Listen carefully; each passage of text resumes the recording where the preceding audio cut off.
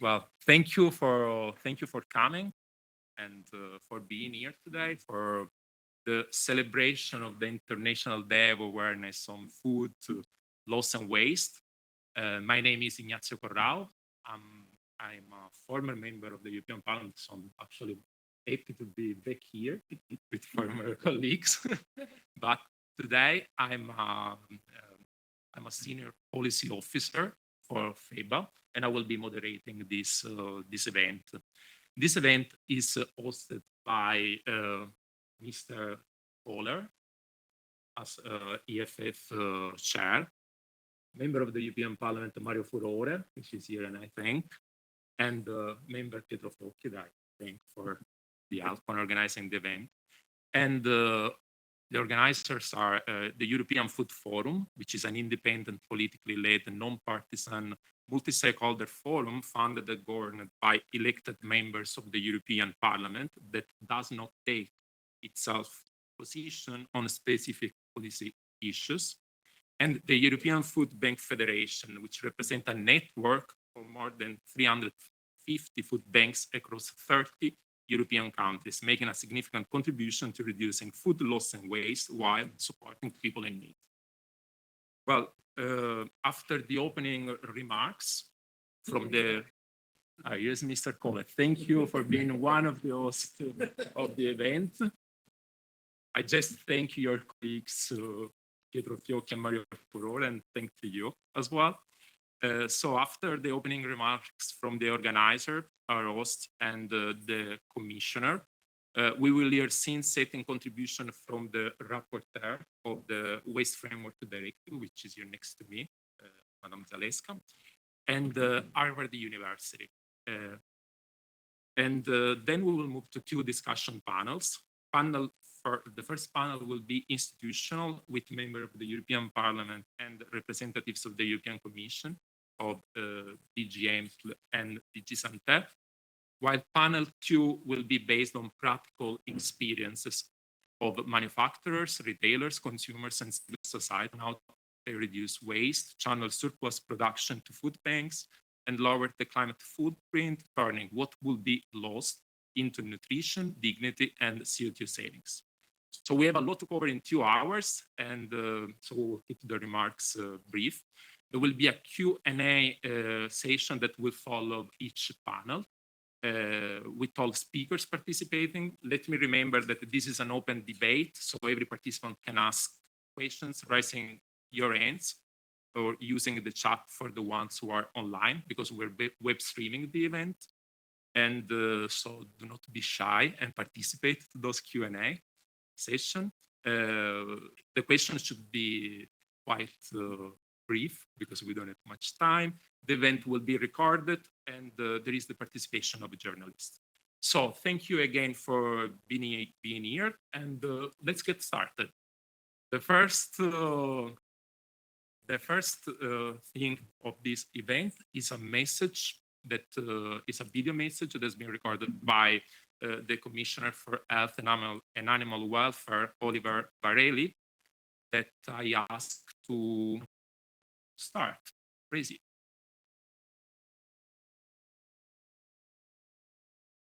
Ladies and gentlemen, today's event is significant as we mark the 6th International Day of Awareness of Food Loss and Waste. It is an important moment to recognize that reducing food waste is not about blame, but about building more secure and efficient food systems. Indeed, safeguarding our self-sufficient food system is essential to ensure that families do not face difficulties in accessing regular, nutritious meals. This is also a moment to reflect not only on the challenges we face, but also on the progress already underway across the European Union. In many member states, we have examples that show that practical solutions are possible, solutions that don't punish, but instead support the people, businesses, and organizations doing the right thing. And this is something I strongly believe in. Consumers and actors along the supply chain should not be the ones penalized. Addressing food waste should be about enabling better choices, not imposing burdens or creating unnecessary obstacles. We must strike the right balance between responsibility and realism. At the EU level, we are continuing to support these efforts through policy and cooperation. We aim at reinforcing our commitment to reducing food waste without creating disproportionate impacts for any part of the food chain. We are also fostering collaboration through the EU platform on food losses and food waste, where member states, organizations, businesses, and experts come together to share knowledge and identify what works best in different contexts. This is a shared effort. Farmers, processors, retailers, consumers, and food banks all play a role. But that role must be fair, and the solutions must be practical, proportionate, and adapted to real-life situations. Reducing food waste doesn't mean compromising on food quality, consumer choice, or business viability. In fact, when done right, it supports all three. Responsible consumption and production go hand in hand with efficiency, affordability, and food security. I also believe that awareness and education, especially for young people, can make a big difference.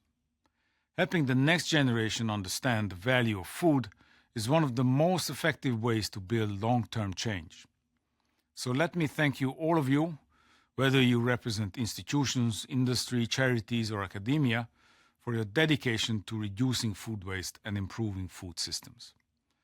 The EU will continue to work with you to ensure that food waste reduction remains a priority, but one approached with fairness, pragmatism, and responsibility.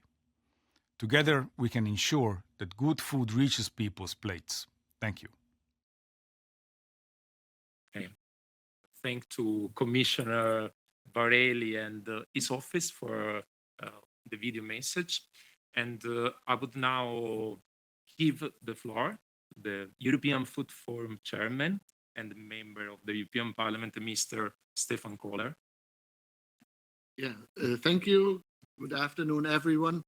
Together with my esteemed co-hosts Petro Fiocchi and Mario Fuore, it's a true pleasure to welcome you to today's event, From Access to Impact, Reducing Food Waste and Feeding Communities. This event is co-organized with our valued EFF member, the European Food Banks Federation. Thank you for that.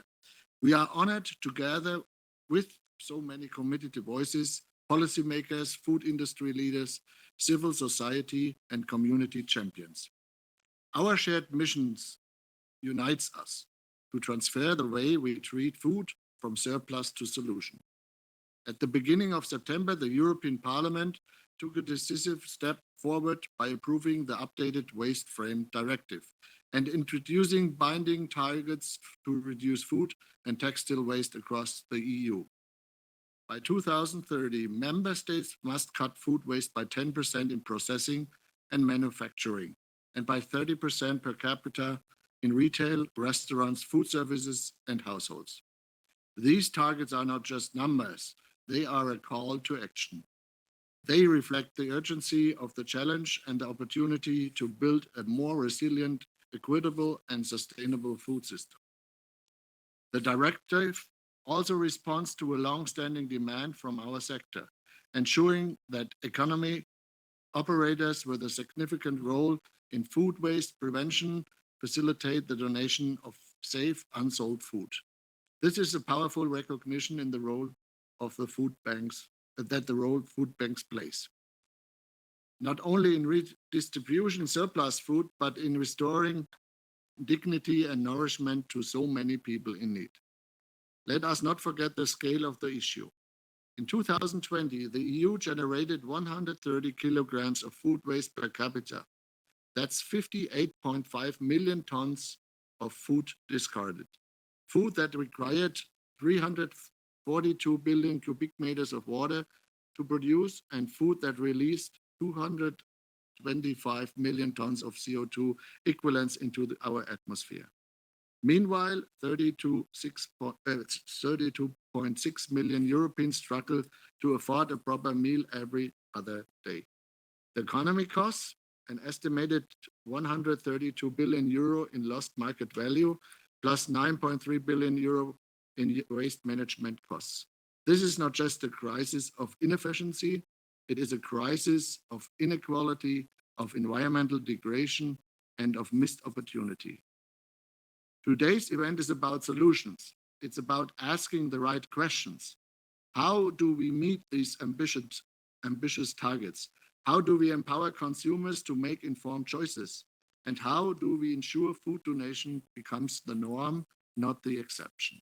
And how do we align food waste legislation with broader sustainable goals from packaging to biodiversity? As chair of the EFF, I am proud of the work of our members to do every day to turn access into impact. But we cannot do it alone. We need bold policy, cross-sector collaboration, and cultural shift in how we value food. Let this gathering be a catalyst. Let it spark debate, new partnership, inspire innovative practices, and reaffirm our collective commitment. A commitment to a future where no good food goes to waste and where no person goes hungry. Thank you for being here and thank you for being part of the change. Let's begin. Thank you. Thank you very much for your insights, Mr. Kohler. I would now give the floor to Mr. Fiocchi, which is the Vice Chair of the Environment Committee and also a member of the European Food. You have the floor, Peter. Thank you to everybody, and especially thanks to Luisella Ciani. Where is it? There she is in the European Food Forum. Almost killed her. Okay. We didn't know that Pedro's word that is a fake news. We need you alive. Sorry. And of course, thanks to Kohler and Furore, my colleagues, for organizing an event together on a very important topic. I'm not seeing because I'm a politician, because if you come to my house and you ask my wife and children, they will tell you that they hate me because there is zero waste coming out of my house. Some of it goes to the dogs, some to the chicken, and the rest I do composting for my garden. So nothing comes out of my house. I'm a maniac, But from this point of view, now I'm joking, but serious, because I think there's some education, especially the young children, about this should be very important to reduce food waste. But anyway, this is very, very important topic, because on one hand, you see smaller producers around Europe that have unsold produce, or you see restaurants that the waste throw it in a garbage bin, and so on and so on and so on. And so you assist to this waste of food, which is continuous, and it's crazy. Also, another thing that maybe you haven't looked at, but in my opinion is important, is also the practice of the large distribution to pick fruit and vegetables when they're not done yet, and then they keep it in a refrigerator, and then before they put it on the shelves, they do a little work with some gases and everything else, so they look beautiful, and then you buy it. Oh wow, this apple is fantastic. You take it home, and 2 days later it's done. When you probably, if you pick the fruit from the tree and take it home, it will probably last 10 days. So also this one is something that is not only negative, there are some positive experience in Europe. In France, for example, in 2016, I believe there was a law that banned supermarkets from destroying unsold food. So mandating that they give it to association or anyway. Same thing in Italy with Professor Andrea Segre, last minute market project that fight against food waste would bring for example, financial help or tax exemptions to people donating food to association or so on and so on and so on. The GADA law 2016 also in Italy, but is against not only food but also pharmaceutical and other good waste. But in any case, there was some kind of a tax simplification and the benefit from donating surplus food and everything else. So these are good examples that should be, in my opinion, applied to all across Europe because some results were taken home by this. Obviously, we would like not to waste any food, but again, from my own experience, if everything goes bad, let's do composting and let's produce, fertile ground to grow another garden, or to produce biofuels for that matter. And from this point of view, of course, also in Europe, we have a lot to do because, for example, in a lot of regions in Italy, they do pick up in a separate way the food waste, but not in all the member states and regions of Europe. So a lot of member states in Europe just throw it directly into the landfill. So nice to at least use it for something and not just to take it to waste. European level, we're making progress, but now Ms. Zaleska will speak about this, so she will be much better than me on this. So I'm waiting for her speech. But for example, the farm to fork strategy is very good with a goal of halving the food waste by 2030. We have a lot of examples. I don't know in every member states, but for example, we have a phenomenal company that does meat, but they certify all the farmers that they have the cows and everything else. And first they receive the orders, and then when they have sufficient orders, they actually get the cow and cut it and ship it.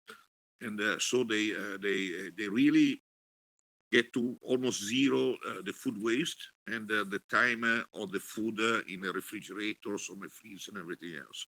So there are a lot of positive things happening in Europe, and I think we should actually push even more because farm to fork came out very strong, but now I think it's kind of forgotten by most. But farm to fork is still there. So, but anyway, I'll conclude because I don't want to go too long.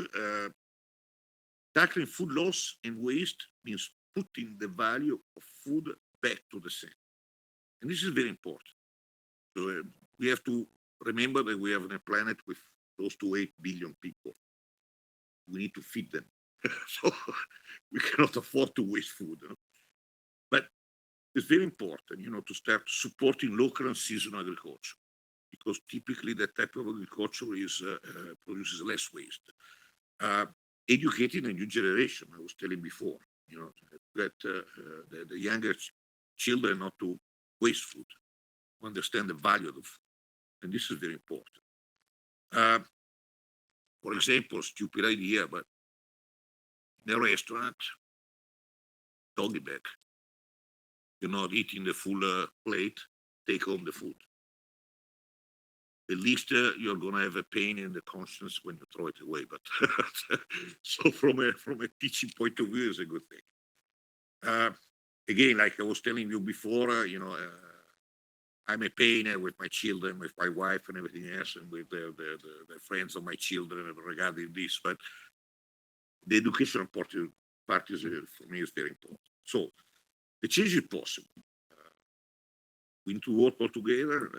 Europe needs to push and be a leader of this. And again, I'm here as a vice president of the Envy Commission, but you're available for any idea. We need to push. We need to try to find funds for education in the schools. We need to come up with ideas, and we'll push on them because we need to solve this problem. Europe, the fight waste is a fairer, more sustainable, and above all, more human continent. Thank you very much. Thank you very much, Pietro, for your intervention. That's true. Houses where everything starts.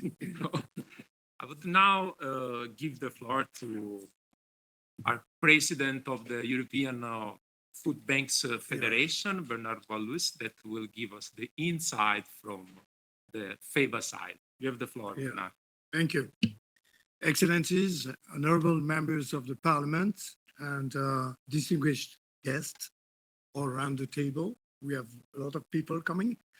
And dear colleagues and dear friends, on behalf of FEBA, the European Food Bank Federation, it's my great honor and my pleasure just to welcome you here today in this important place, the European Parliament, for the celebration of the International Day of Awareness of Loss and Waste. I would like to begin by sincerely just thanking our host, MEPs, Mario Fiorelli, Stefan Koller, but left. Well, and Pietro Fiocchi. But well, you can bring the message. And the European Food Forum, of which FEBA is also a member, for bringing us all together here in this place, the European Parliament, to discuss a challenge, the big challenge you describe in your presentation, with concern for everyone, the food waste. For nearly 40 years, and to say FEBA has been created in 1986. So next year we are going in the annual convention for the celebration of our 40 years anniversary in Paris. I hope so. FEBA has represented European food banks all around Europe with an extraordinary work, daily work of collecting food and for redistribution. And this has been done right now across 30 countries. So food banks are essential. We count at the moment, as you get it in those leaflets, 351 local food banks in those 30 countries. And food banks are essentials partners in reducing food loss and waste. For a while, we are providing indispensable support for the most, for the people in need, we say. And it was one, I would say, very important element policy of the EU with the support of the European Parliament, just to make this policy of recovering food, just to make a redistribution to the most deprived people. We have not only an environmental impact, we have a social impact. And it is all the question about this challenge is about the double impact. The facts are really compelling. Each year, the European Union wastes about 59 million of tons of food. It means around 132 kilograms per person of food waste. So it's phenomenal. Globally, according to the calculation of the FEBA team, food loss and waste, if the food loss and waste in Europe would have been a country, it would have been the third larger emitter of greenhouse gases. Imagine a continent, a big continent. This is the scale of the challenge we must address.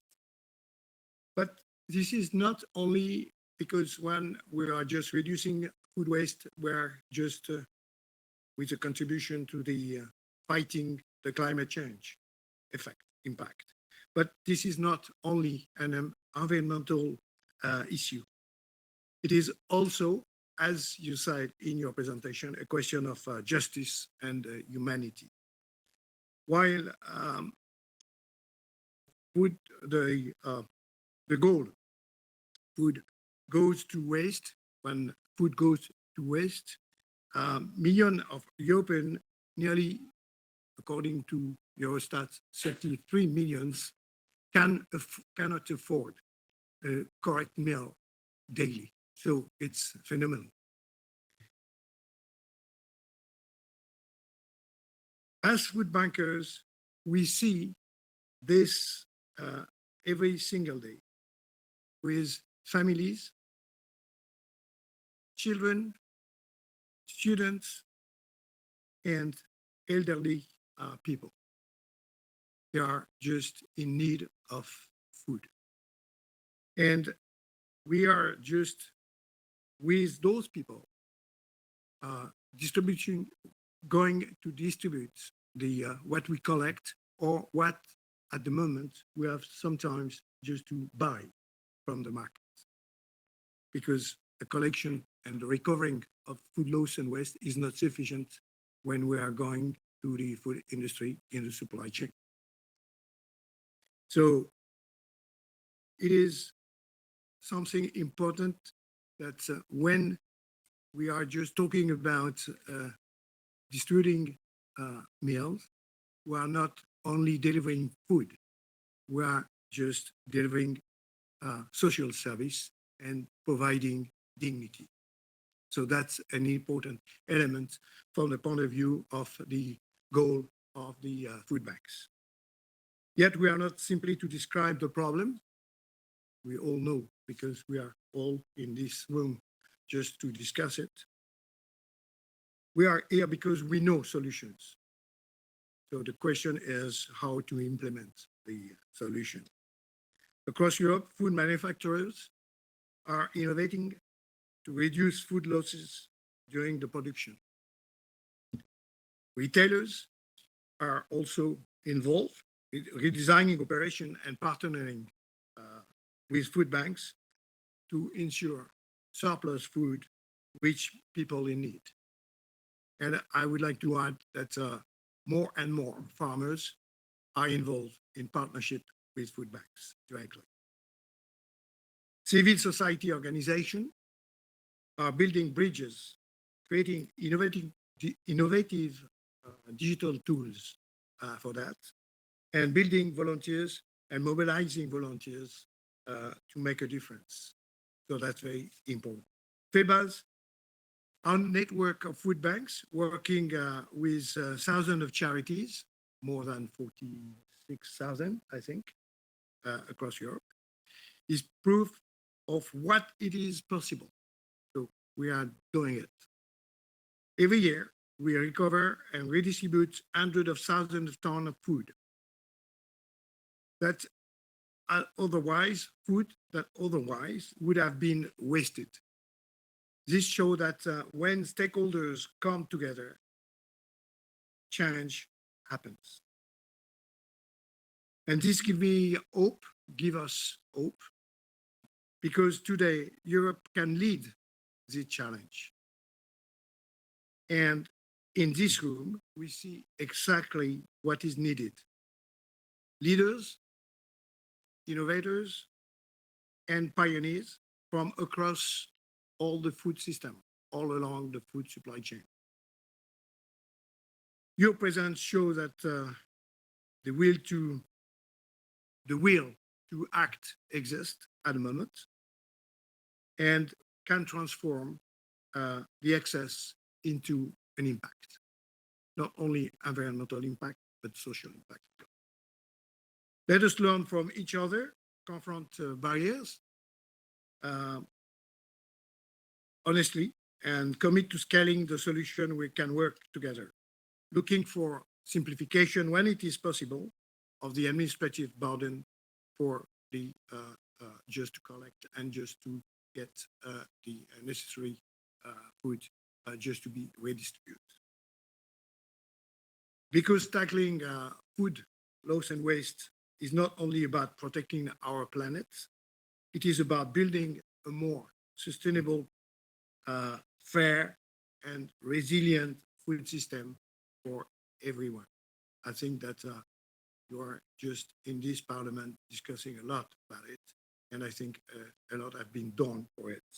So altogether, we are here just not that we can improve the solution and the situation of the food banks and the fight against poverty and fight against the hunger. We are here just to make that vision can become a reality. Thank you for your attention.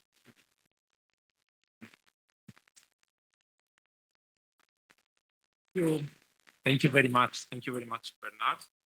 I will now, I thank you all for your opening remarks, and I will move to our strategic outlook keynote speech. We have with us Honorable Zaleska, which is the rapporteur of the European Parliament for the Waste Framework Directive. And you have the floor to explain Good us. afternoon, everyone. I will speak Polish. Please put on headphones.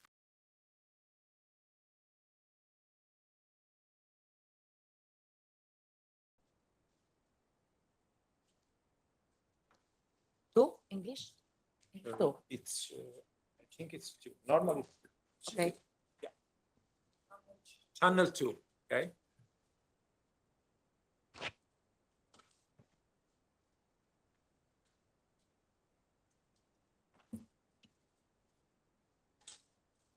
Dziękuję, że jestem dzisiaj z Państwem. Dziękuję za zaproszenie, bo mam wrażenie, że to jest najlepszy moment na to, żeby takie gremia wyznaczały sobie cele związane z faktem, że kraje członkowskie mają 20 miesięcy na wdrożenie dyrektywy. Będą poszukiwać dobrych rozwiązań, będą wzajemnie się szukać i zastanawiać, jak najlepiej wdrożyć tę dyrektywę. Dlatego myślę, że to gremium powinno przede wszystkim pomyśleć o takim systematycznym spotykaniu się, by rzeczywiście zaangażować się w implementację tejże dyrektywy, podpytywać czy też dyskutować z nami, którzy będą analizować sposób wdrażania tejże dyrektywy. Wydaje się, że to jest dużo, 20 miesięcy, ale po to, żeby zbudować różnego rodzaju systemy, to tak naprawdę to już jest za chwilę. I to jest taki pierwszy cel, który myślę powinniśmy sobie tutaj postawić. Być może niektórzy uważają, że ta dyrektywa jest za mało ambitna, bo nie do końca się ma do celów wyznaczonych przez ONZ. Ale w komisji, wśród sprawozdawców zasiedli praktycy. Ludzie, którzy liczą pieniądze, wiedzą, jak funkcjonują systemy i wiedzą, że jeżeli zbyt ambitnie postawi się cele, jeszcze się pogrozi palcem, włączy kary, to nic z tego nie będzie. W związku z tym postanowiliśmy po pierwsze, też była tutaj bardzo długa dyskusja, ale tworzyliśmy tę dyrektywę i tę rewizję w cieniu, w trakcie też protestów rolników. Uznaliśmy ich rację, że oni póki co nie mogą być objęci tą dyrektywą z prostego powodu, że oni są najbliżej obiegu zamkniętego, że oni wiedzą, jak szanować żywność. Tutaj mój kolega opowiadał, jak terroryzuje rodzinę. Nie, to jest standard, to tak musi wyglądać. Ja też powiem o swoim doświadczeniu. Ostatnio miałam bardzo dużą uroczystość rodzinną, taką międzynarodową i wielu było bardzo zdziwionych, że ich zaopatruję w tak zwane resztki. To znaczy nie tknięte jedzenie, ale pakowałam, żeby nic, broń Boże, nie pozostawało i żeby zostało zjedzone następnego dnia, oczywiście w odpowiednich, higienicznych pojemnikach. Jednocześnie chcieliśmy wzmocnić rolników po to też, żeby ta żywność się nie marnowała. 2 sposobami. Po pierwsze, pojawił się taki zapis szacunku do brzydkich owoców i warzyw. I dobrze Państwo wiecie, o jakie brzydkie owoce i warzywa nam chodzi. Ano na przykład o marchewkę z 2 korzeniami. To znaczy, to jest pełnowartościowy produkt i nikt nie może przebierać w tym produkcie, jeżeli zamawia taką żywność, na przykład do swojego supermarketu, tylko mają po prostu zabrać. Jednocześnie bardzo wzmocniliśmy pozycję rolnika, jeżeli chodzi o właśnie relacje z firmami, z zamawiającymi, dlatego że powszechną praktyką jest, że jeżeli w sklepie dużym nie schodzi żywność, to jest informacja do rolnika, że ja jednak owszem zakontraktowałem, ale ja tego od ciebie nie wezmę, w związku z tym ty się martw o tę żywność. Takie praktyki absolutnie będą zakazane. Znowu doświadczenie dosłownie sprzed kilku dni w moim kraju, w Polsce, zakontraktowano 11 ton śliwki. I po prostu ten, który zakontraktował, nie zgłosił się. Była wielka obywatelska akcja, wszyscy zjeżdżali do tego rolnika, kupowali te śliwki i udało się uratować i nie zmarnować żywność. Więc to była taka długa dyskusja, ale była jednak zgoda, postanowiliśmy, że tak to będzie wyglądać. Oczywiście jest sporo jeszcze rozwiązań, ale te wydają się być najważniejsze. Jeżeli chodzi o kolejne cele, to tutaj już koledzy też mówili, przetwórstwo to 10%, 30% to gastronomia, odpady komunalne czy też restauracje. I tu wiemy, że jest sporo pomysłów, już jest sporo działań, jak sobie poradzić. Dlatego mówię, że powinniśmy się dzielić. Nieraz pada tutaj słowo edukacja, bo trzeba będzie edukować rządy, nie tylko dzieci i młodzież. Jak należy rozwiązywać i jak dbać o takie właśnie systemy. Więc też zapisywaliśmy różnego rodzaju konieczność kampanii informacyjnych, takich, żeby zaangażowane były maksymalnie różnorodne organizacje, żebyśmy po prostu tego wszystkiego nauczyli. Dlatego, że to wbrew pozorom jest dosyć skomplikowany proces, dlatego, że wychowaliśmy szczególnie młodych ludzi, którzy są konsumentami, którzy chcą szybko zmieniać, nie chcą zajmować się tym, co wydaje im się, że już ma koniec swojej wartości. I też uprzywilejowaliśmy, nie ukrywam, takie instytucje, jakie państwo reprezentują.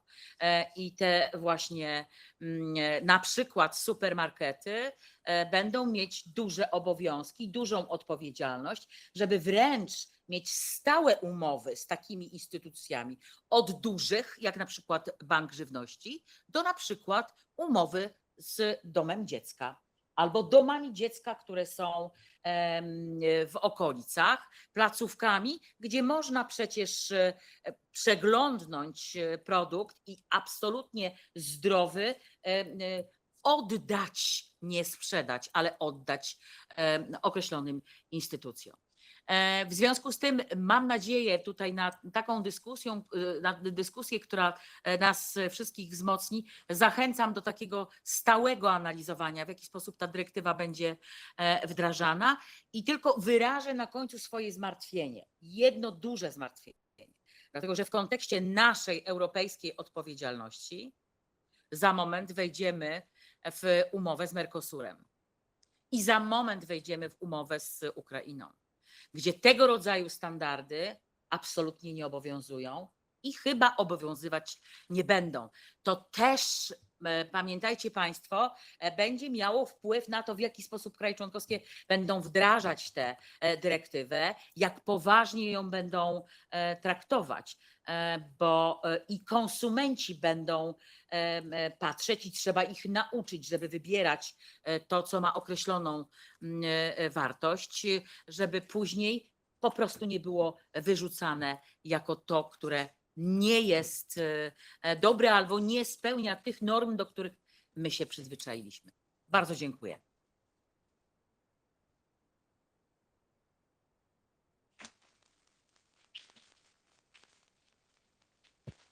Thank you. Thank you very much, Madam Zaleska. We could feel a lot of passion in your speech. And that's important because this is a piece of legislation of utmost importance for the issues and for this celebration, for this day. As we're short in time, I will move to the next speaker. And here I need to ask some assistance to raise it because It's alive. she's online. Okay. So we're now moving to Harvard University. So we fly to the other side of the ocean to Boston, where Professor Emily Broad-Leib, which is the director of the Center for Health and Law and Policy Innovation, will present the Global Food Donation Policy Atlas. Are you with us, Emily? Yes, can you hear me? Yeah. We hear you clearly. You have the floor. Great, Welcome. and I'm waiting. I know that my slides are hopefully going to be shared from there. Yes.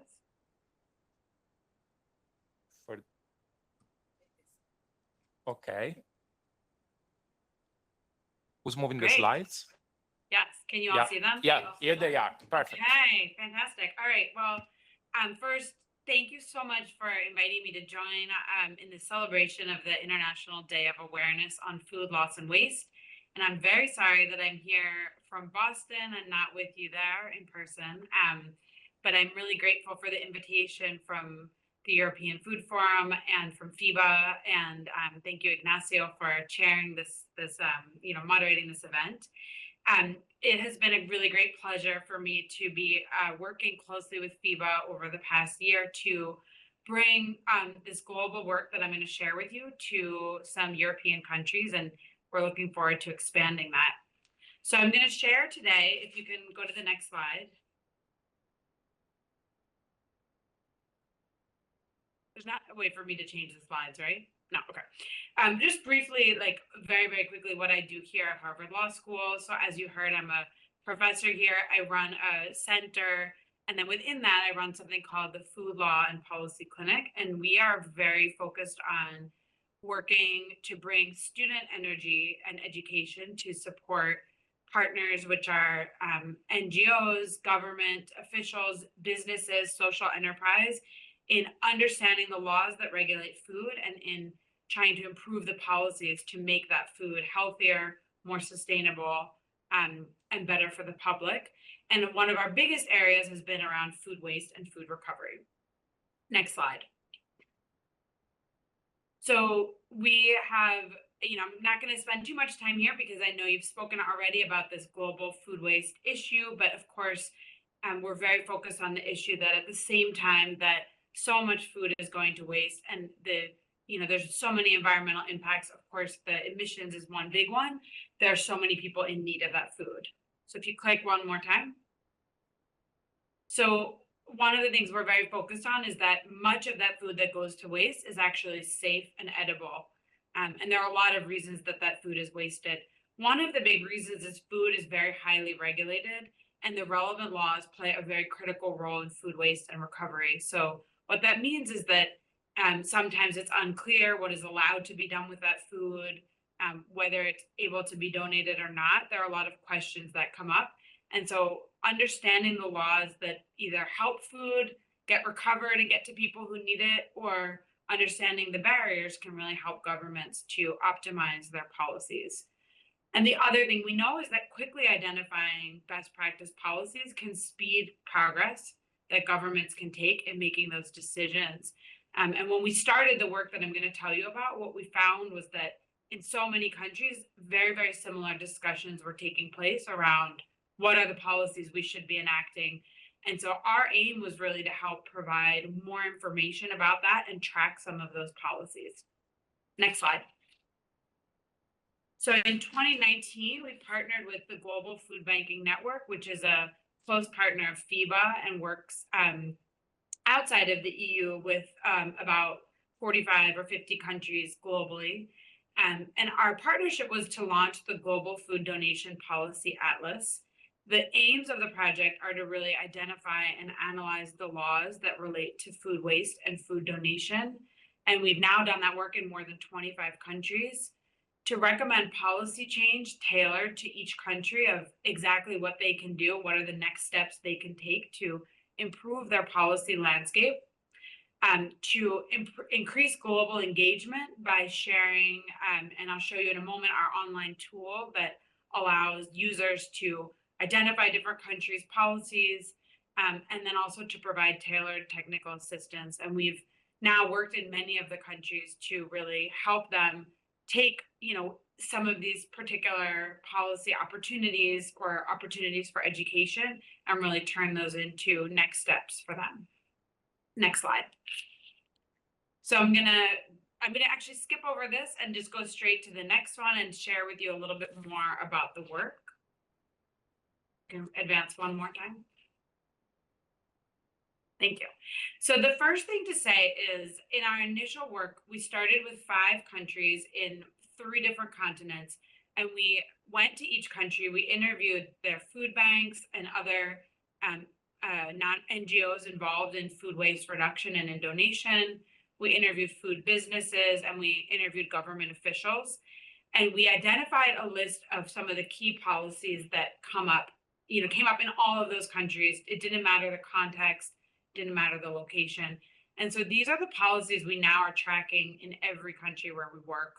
There's, food safety, what are the laws around how they talk about donation, date labeling, and what is allowed, what is required on the date labels, liability, and if there's any protection or clarity on the responsibility that shifts when food is donated, tax incentives and barriers, which I'll talk a little bit about, any requirements or penalties, such as requiring a contract for food donation, or in some cases having a ban on food being wasted, or a monetary penalty or tax penalty on excess waste, and then government grants and incentives, and reporting requirements like ESG reporting or things like that that might capture.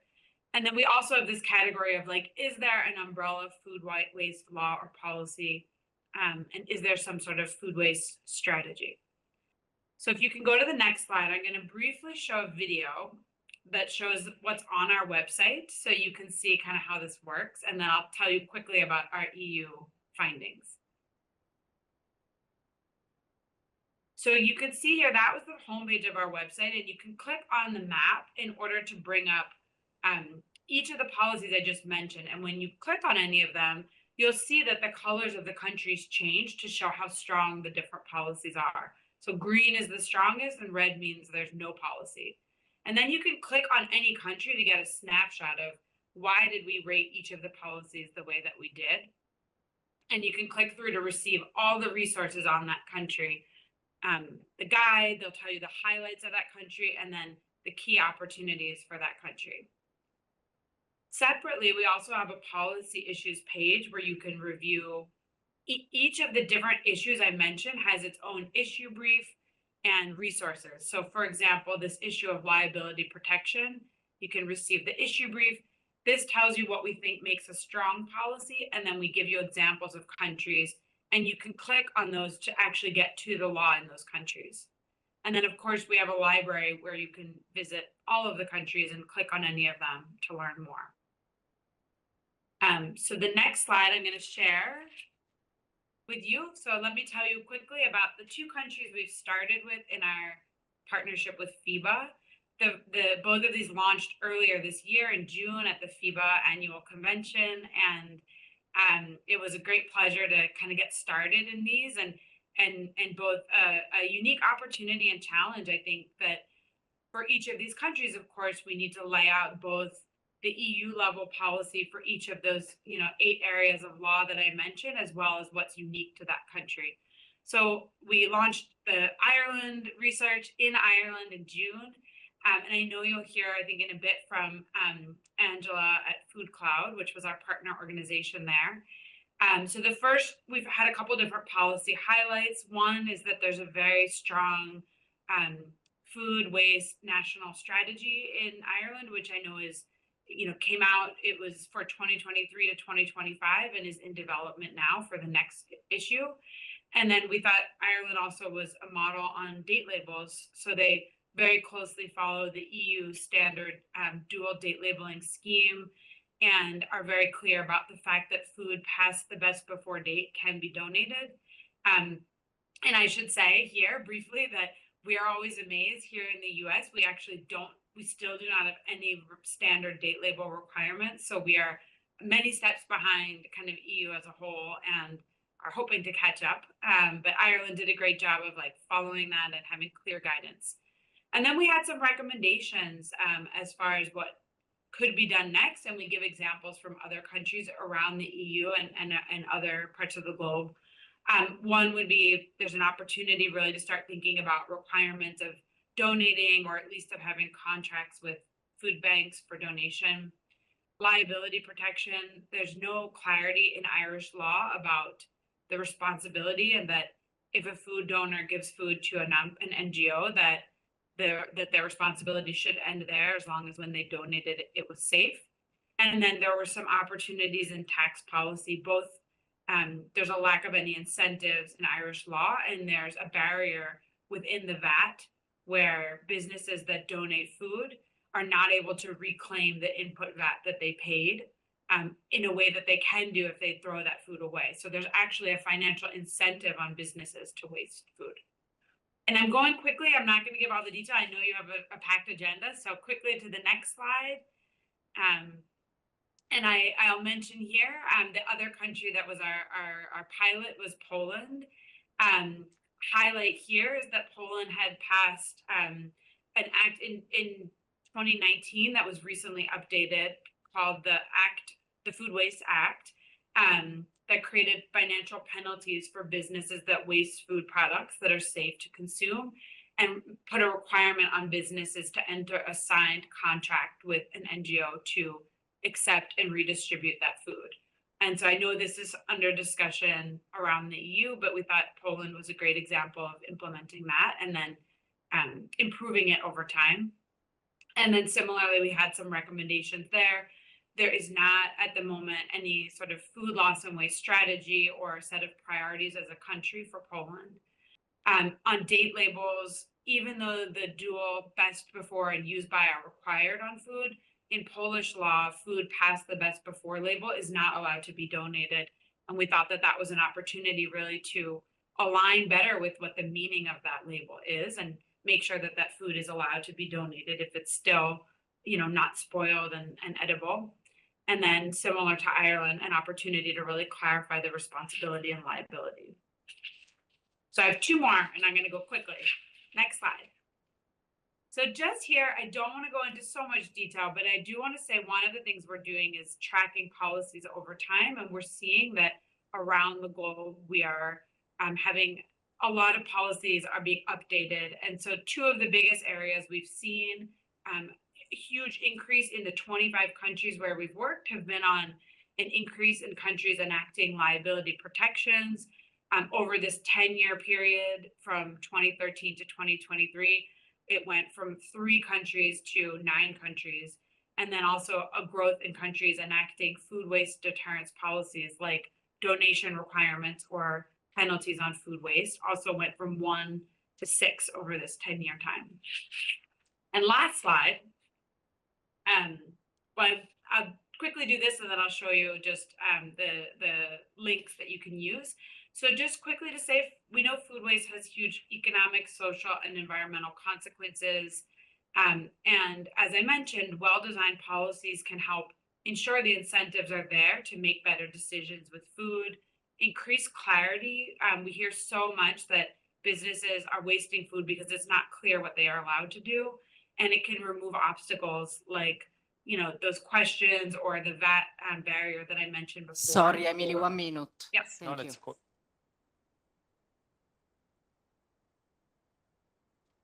It was your 1 minute. It was the conclusion, right, Emily? Yeah. What? Was it the conclusion, right? Yes, I'm doing the conclusion. Can you still hear me? It's okay, or no? No, we're running really short of time, so Oh, we okay, need to okay. conclude. Okay. Yes. Well, did you conclude it, Emily? Yeah. Okay. So thank you very much. Yes.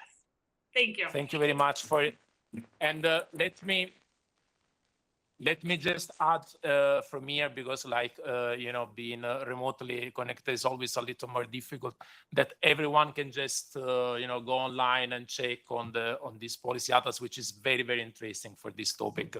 So we are a little late, and I would move to the next panel. We have to, we will start with Ruth Passerman. Instead of we're changing the order, so we'll start from the Ruth Passerman, that is the director of funds programming and implementation at DG Employment. You have the floor, Passerman. Thank you very much, and I'm sorry that I have to rush. But I really, it was very important for me to be here because I'm responsible for the FEAD, which is a part of the European funds that go to support European aid to the most deprived. Now, this European aid to the most deprived, originally, already in 1987, actually, the European Commission put in place a food distribution program for the most deprived person of the community, but which was sort of, in fact, a way to avoid waste of the common agricultural policy, and therefore exactly in the lines we've been discussing here, avoiding waste and supporting the most deprived. But when this from 2014, it was decided to create a separate instrument, which is this fund for European aid to the most deprived, which actually allocates a budget to fight material deprivation, and particularly purchasing goods and other basic goods for, actually the food banks are one of our main implementing partners. So FEAD spent 5.2 billion in the period 2014-2022, supported 128 million individuals, and provided overall 3.3 million tons of food, 554 million meals, and 962 million of food packages and other material goods. We operate with close, I mean, at the European level, I don't do anything. This is done via shared management. So like the European Social Fund or the regional funds, we cooperate with national authorities, non-profit organizations, and local partners. And this collaboration works very well. And we have very good partners in this distribution, which allows both, let's say, to have infrastructure, to have expertise, to combine distribution of food which is donated and food which is bought, and also to increase food support and to reduce food waste. Since 21-27, these operations have been integrated in the European Social Fund Plus with a specific dedicated objective on material deprivation. But it works in the same way as before. In some countries, it is more integrated with overall the measures of European Social Fund against social inclusion, while in some others, it remains basically a separate program focusing on material deprivation. We have, and actually, and another innovation is that we have made it possible to have vouchers, while before it was not possible. And these vouchers can either be used in normal shops, depends in some countries, but can also be used in food banks shops in a way. So it's not packages which are given to people, but people can choose whatever they want to get. And I also want to say that in the evaluation that we made of FEAD, so the one of 2014-2020, we saw that actually through the material deprivation, so through the food packages and the contact with people which are the most excluded from society, we have also been able to reach people to access social services more widely. I mean, people that normally you would not accept. So this is an extra advantage, if you want, of this. And of course, as I said, it is also possible for this fund to buy food, but of course, most of our partners prefer I mean, it's in everyone's interest if it is possible to use donated food rather than bought food. So I think that's basically what I wanted to say. As you know, we're now in the future proposal already for the budget post 2028. And as material deprivation has already been included in the European Social Fund Plus for the period 21-27, this will also continue for the future. So it is one of the objectives in the European Social Fund, and it will be covered by the national and regional partnership programs that the Commission has proposed for the period 28-34. So basically this, I think, is what we are doing at European level, and we will continue to do. And thank you very much for your support and your good partners on this. Thank you. Thank you very much, Ma'am Pesaman, for your intervention and for your presence. That that aspect is super important for all these issues. I would now move from another institution, so from the European Commission to the European, we go back to the European Parliament, and I will now give the floor to Mario Furore, which is one of the hosts of this event, a member of the European Forum, and a member of the left. And Mario, would you talk to us about this paradox, of abundance on one side and scarcity on the other? You have the floor. It is an honor to be here today. Thank you to the European Food Forum, the whole organization, my friends Luisella and Ignazio. Don't worry, I'm in a very fast speech because in plenary we have 1 minute, so here 2 or 3 minutes are a plus. We are gathered not only to talk about food, but about the future of the humanity, because food is never just nutrition. It is a dignity, it is health, it is culture, and above all, it is survival. Today, we face a paradox that sure concern us whole. On one side, millions of people suffer from hunger and malnutrition, and on the other hand, almost 1/3 of all the food produced worldwide is lost or wasted. And as I read in the European Food Banks Federation, also in Europe, the situation cannot change. 30 million people in the UAE unable to afford a quality meal every second day. 59 million tons of food wasted annually in the UAE. The numbers speak of themselves and are a paradox.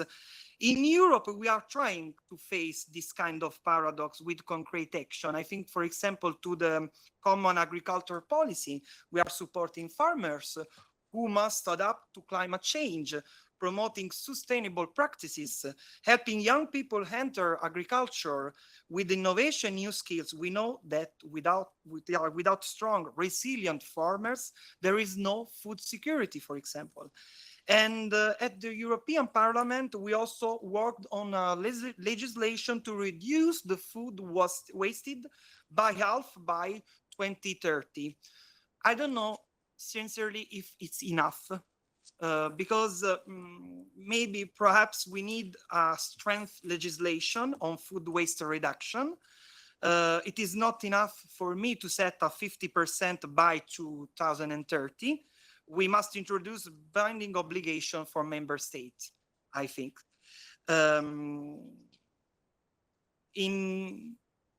Finally, we must also address the cultural dimension. This is because food education and consumer awareness is more important. Maybe with the educational campaign in school, for example, as a member of the cult committee, this is a good goal for us. And to raise, for example, a generation that understand that the value of food and the respect of food is important. So the solution not lie in a single law, but in a combination of policies. For example, with economic incentives, fair rules, proper infrastructure, and above all, a strong political commitment to reaffirm that food is not just a commodity, but an universal right. Thank you. Thank you very much, Mario. Thank you also for being quick. You remind me of 10 years of interrupted speeches in the European Parliament because 1 minute, it's always been like that. I will now move to, thank you very much for being with us.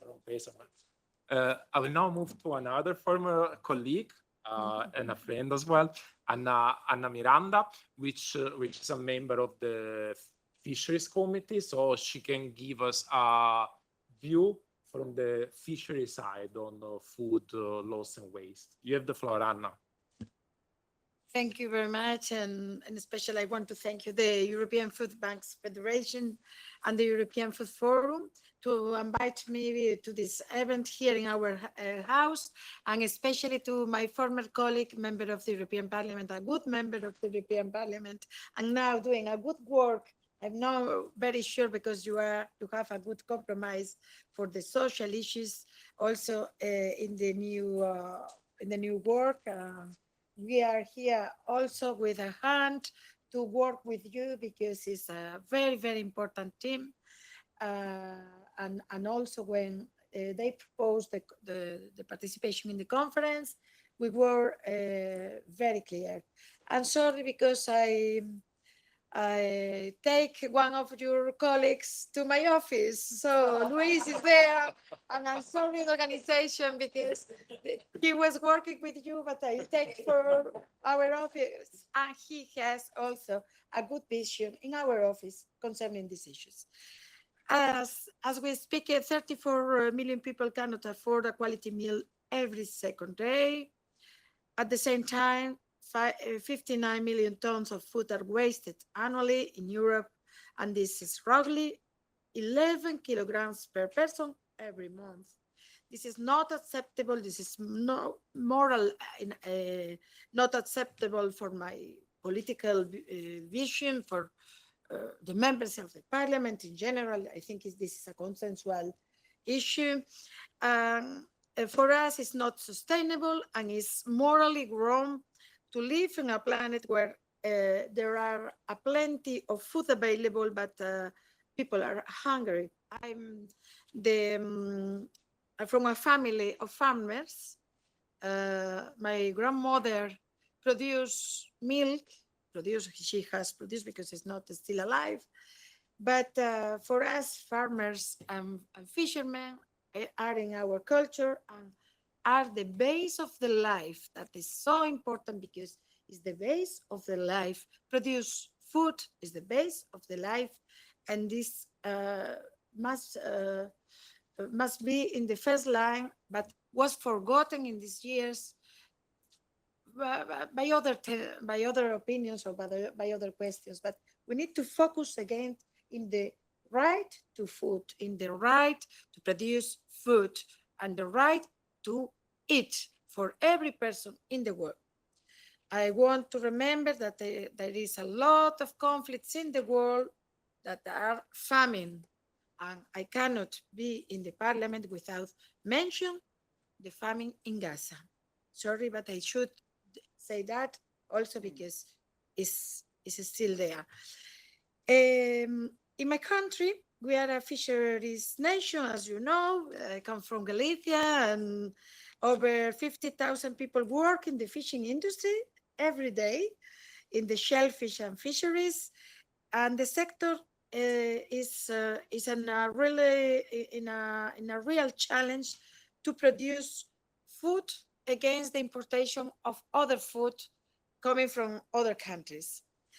For example, also we are here in the parliament with the new proposals of the MFF of the Commission, where the reduction of budget for fisheries and for agriculture is really, for us, a tragedy.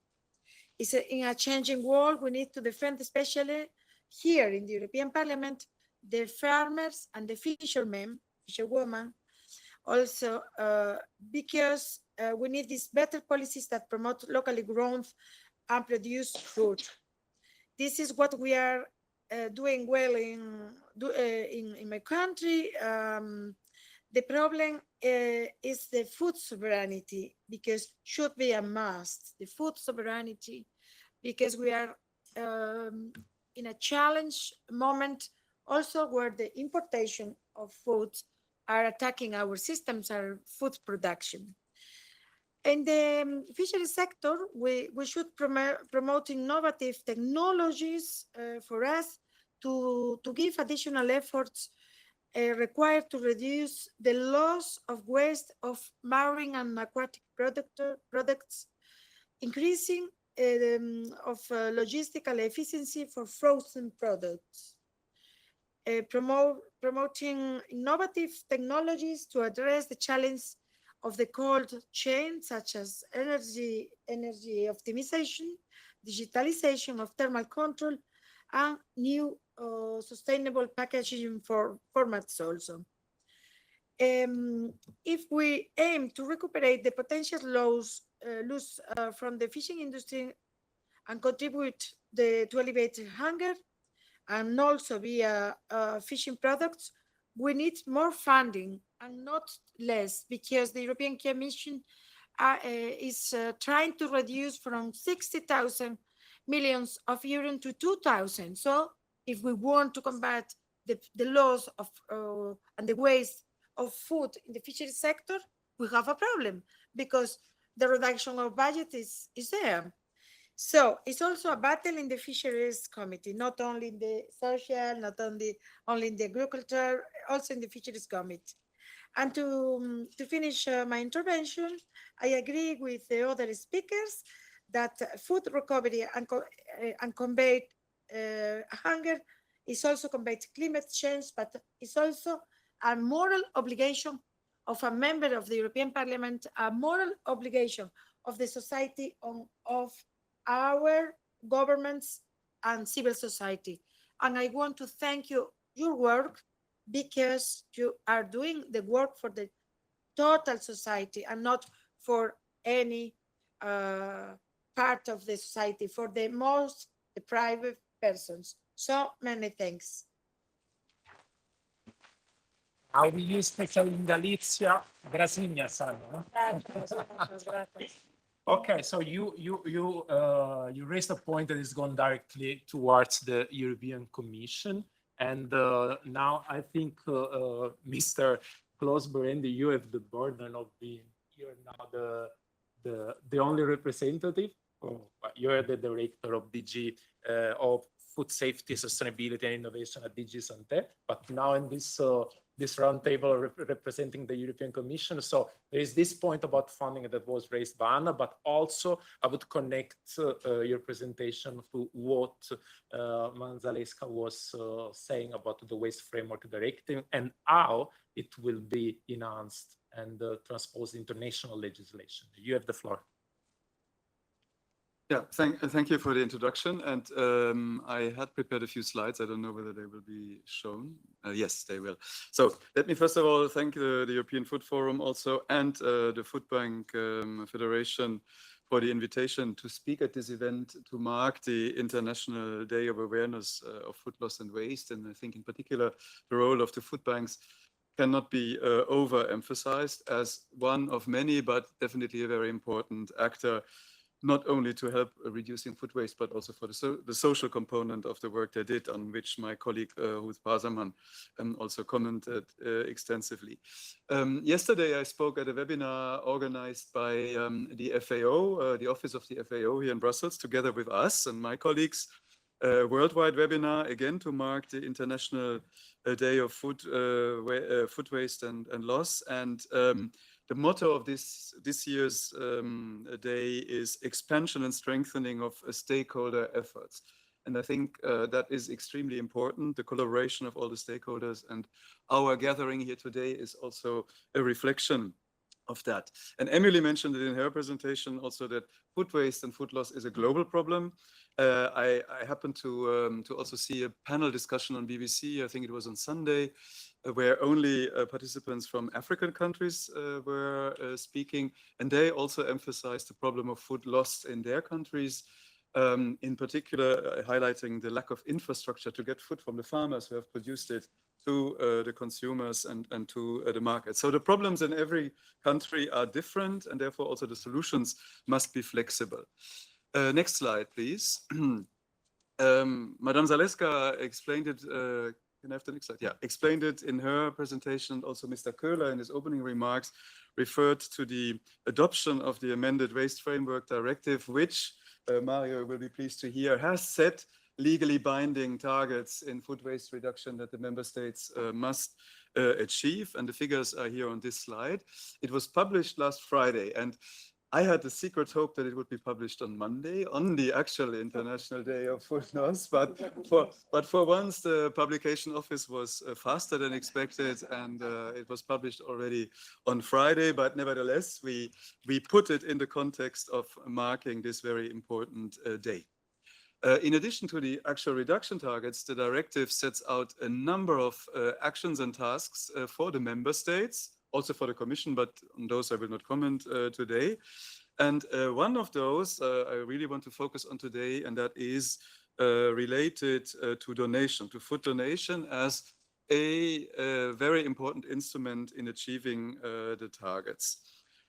So there was a bit of discussion in the negotiations, and Mrs. Zaleska might want to elaborate later in the discussion if there's time. The Parliament wanted to be more ambitious and and obliged the member states to set up donation agreements. But member states, the majority of the member states was not in favor of that because, as I said earlier, the situations are different in different member states. For some, it works very well with voluntary donation agreements, but others have already taken measures also nationally to make it mandatory. So in a good tradition of compromise, the wording that you have in the directive, and it's on this slide, indeed obliges the member state to consult with food banks and other food redistribution organizations, and then take measures where appropriate on the basis of existing national food donation systems to ensure that the economic operators seek to establish agreements with food banks and food redistribution organizations. And this, and I want to emphasize that because Commissioner Valley also mentioned it in his opening address, at a reasonable cost for the economic operator. So there is no obligation with carte blanche that this must be done by everybody, thinking in particular also of small and medium-sized enterprises for which this might not be so easy. Can I have the next slide, please? The Commission has already since many years and will continue, as the Commissioner also said, to support the member states and stakeholders in all their actions to prevent food loss and waste. And our main tool for doing that is the platform on food losses and food waste that we established in 2016.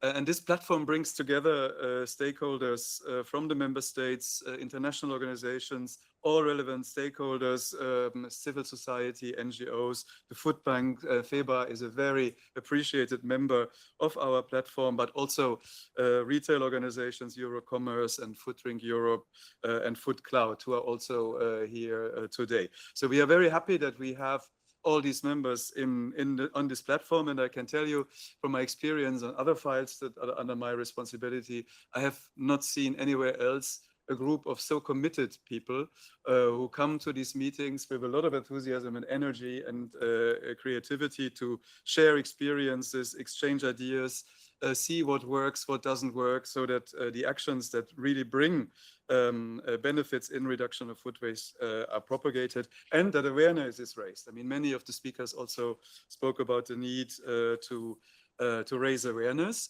among stakeholders, but also among consumers who, after all, as we know, most of the food waste occurs at the consumption stage. Let me just emphasize one element of the work from the platform related to food donation. Again, we have a specific subgroup on this topic. And among others, already in 2017, a first guidance document was published by the Commission based on the work of the platform to facilitate donations. And the work on this is ongoing. I mean, this subgroup keeps being very active. It made a survey to find out what are other obstacles and barriers to food donations, and this work continues, and we look forward to the final outcome, which will be another report with recommendations on what can be done to facilitate donations. Next slide, please. the preliminary findings of this subgroup are indeed that all member states have actors involved in donating and recovering surplus food.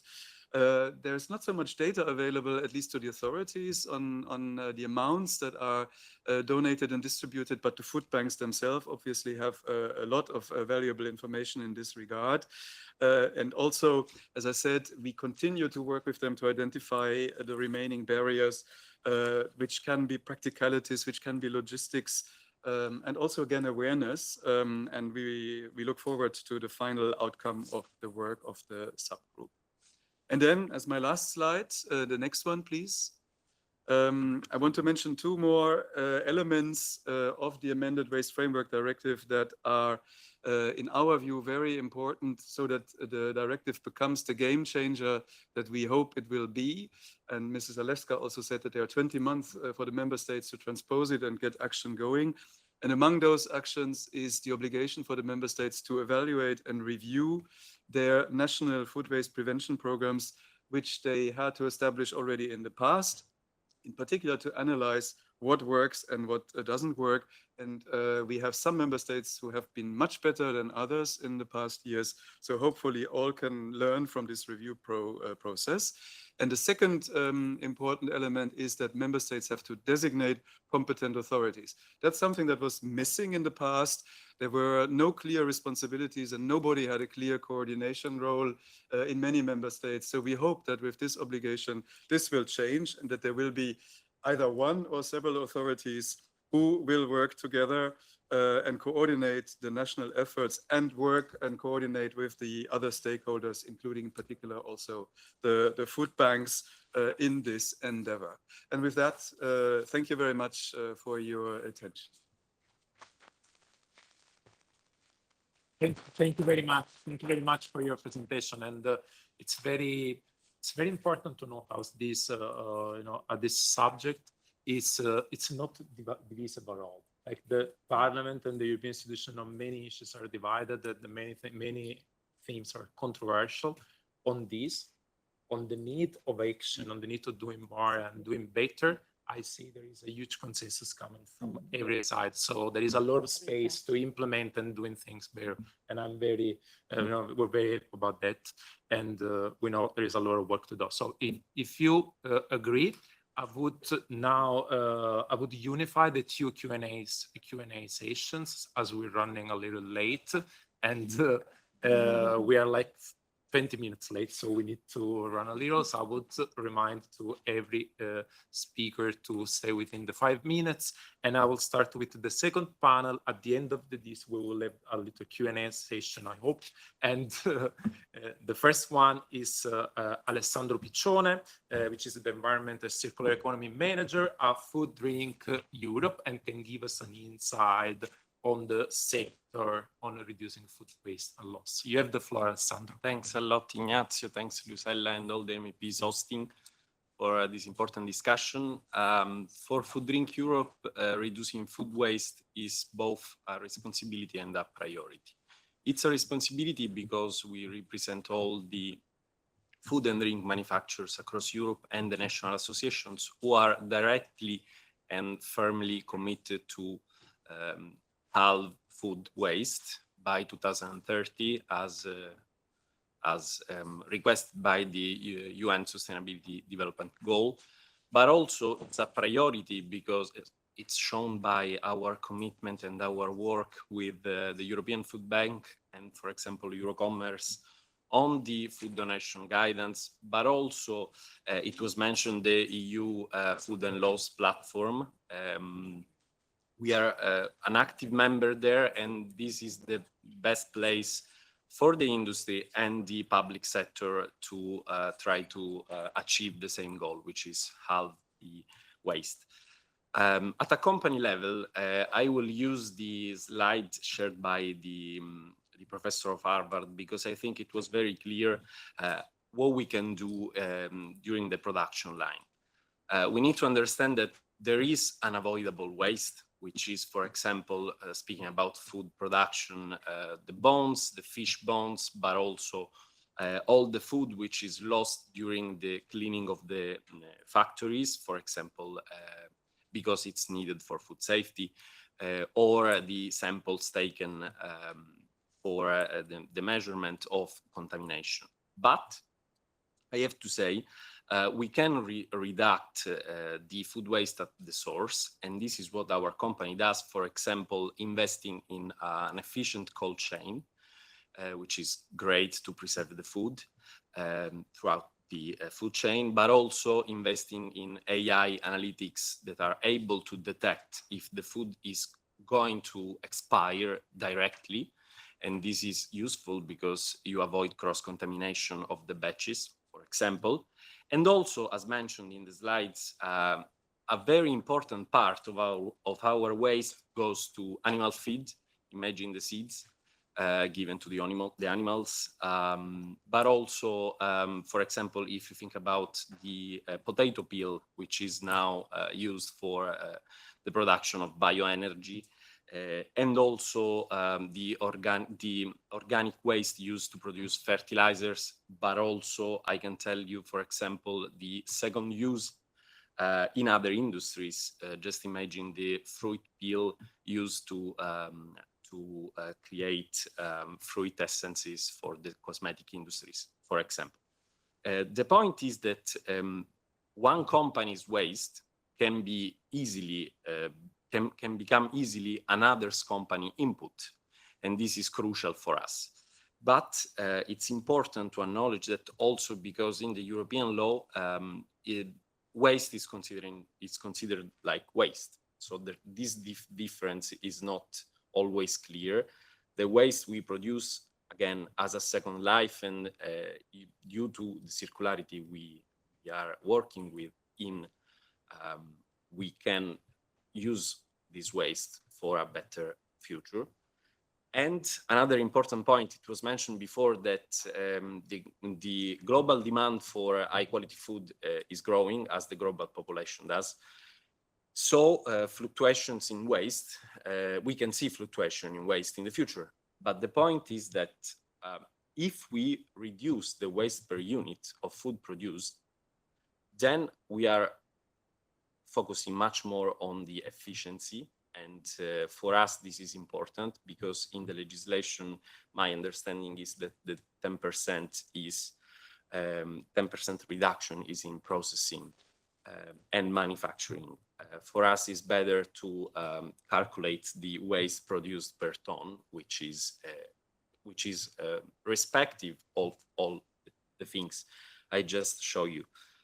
And this is my point.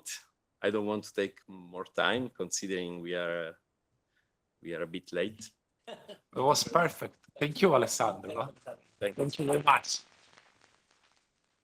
Okay, so I would now move to the retail sector, to Madame Els Bader, and which is the Director of Product Policy and Sustainability at Eurocommerce, and asking for what have you been seeing as a change on the donation in the retail sector.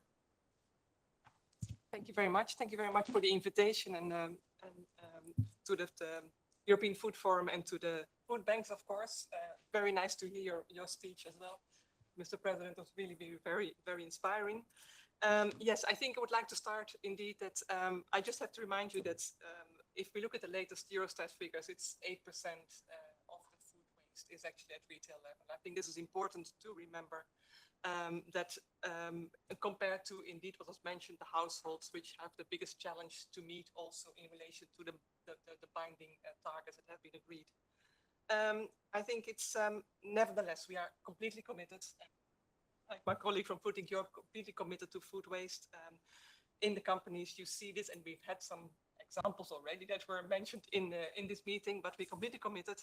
And it's really part and parcel of all the sustainability strategies in every single company here in the EU. And it's as responsible operators, of course, but it's also something that our consumers expect from us. So this is really not put into question. And we have been very active. We also heard Mr. Berend referring to the Food Forum, of course. At national level, we know that there are prevention programs, and also there you will see that our members, of course, are signing up. And I think I can refer to the Pact Against Food Waste in Germany, for example. But what is really, really important is that the fact that we are locally present. And this is, of course, when you look at donations, it's this presence locally that really makes a difference for us as well. I did have a few slides. Maybe, I don't know if they've come up properly because I see there's some words or some letters already missing. Yeah, I just wanted to show you here some of the key figures of our sector, but maybe just to confirm that we are there in every community. And I think that is really important to bringing food to the people, which was also really mentioned several times. And don't forget, and I think we have to remember that people live in cities, so we can of course have the short supply chains, but a lot of the food really needs to be brought back to the consumer at an easy manner. So yeah, we have a very prominent and pivotal role to play. We are at the interface between producers and consumers. Maybe if you can go to the next slide. And indeed, I think, therefore, we act at different levels. We act to prevent food waste, working with farmers. We also have a lot of actions in store and more so, and I have some best practices later on. Of course, our focus is consumers. We are there to serve consumers and to make sure that they are also knowing how to best shop without having to throw away food. And of course, donations is also part and parcel. We prevent, but there will also be needs and always opportunities to donate food that gets unsold via charitable operations. So we are there, we are present at all these levels, and I think especially at food at the store level, we know we have this part with the consumers, informing consumers, but not to forget also the whole sourcing and how to really stock keeping and how to make sure that we order the right products and that they're also being replenished at the right moment. Maybe, yeah, and of course, what was also mentioned, indeed, we have a long-standing relationship with FEBA, and I hope this will continue for many more years. We're very committed to that also through our member association and member companies. Really a very important partnership. We do see some remaining barriers to food waste. And again, I think a lot of this is being discussed in the platform for food waste and food loss. Really a great place where we can come together and see how we can, which are these barriers and how can they be solved.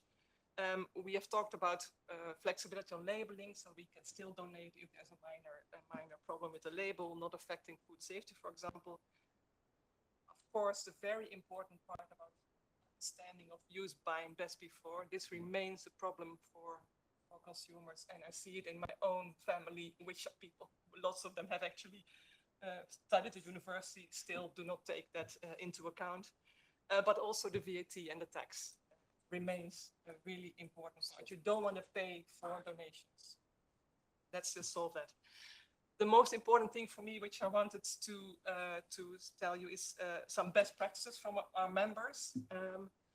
We have so many, and I had to make a little selection, but there are many more like that. But if we talk about indeed working with farmers, and I think Mrs. Leskas also referred to that, the misshapen produce, where indeed, when you can have a special arrangement with farmers to make sure that these produce are sold to actually be made into soups, for example. This is a best practice from Geronimo Martins. We also have, for example, Sonai, which really works with their Continental Club, where also there they really have a platform where they connect production with demand. So really to make sure that this is very, very well connected and that we do not have surplus food, and to see where there are new opportunities also to donate food surplus. So this is what it's about. It's about connecting all the dots. I will go very fast, but I really need to tell these things because they're just too important to really, I'm really proud about all the work that our members are doing. So if we go to the next slide, for example, what is really changing lately as well is the fact that you have AI and data at hand, which can really help in sourcing and making sure you order what is needed and what consumers need. And this is really very critical for stock keeping, and really it's a huge difference because it's a very unpredictable environment, and even weather, of course, can affect what people buy. And if the more data you have, the better you can predict. The other one is from Edeka, another one of our members, where they have really a technology with Appeal, which makes the food to stay fresh longer and also really helps to reduce food waste very, very drastically, preventing them from going off. And the last, yeah, I think maybe I will just go to the donations part, because this is also, I think, one of the examples. So maybe if you go to the next slide. I mean, there is a lot of consumer communication as well, helping consumers to find, you know, to help you with your menus and to make shopping lists out of from your website, so you really know what to buy in store, not to buy too much.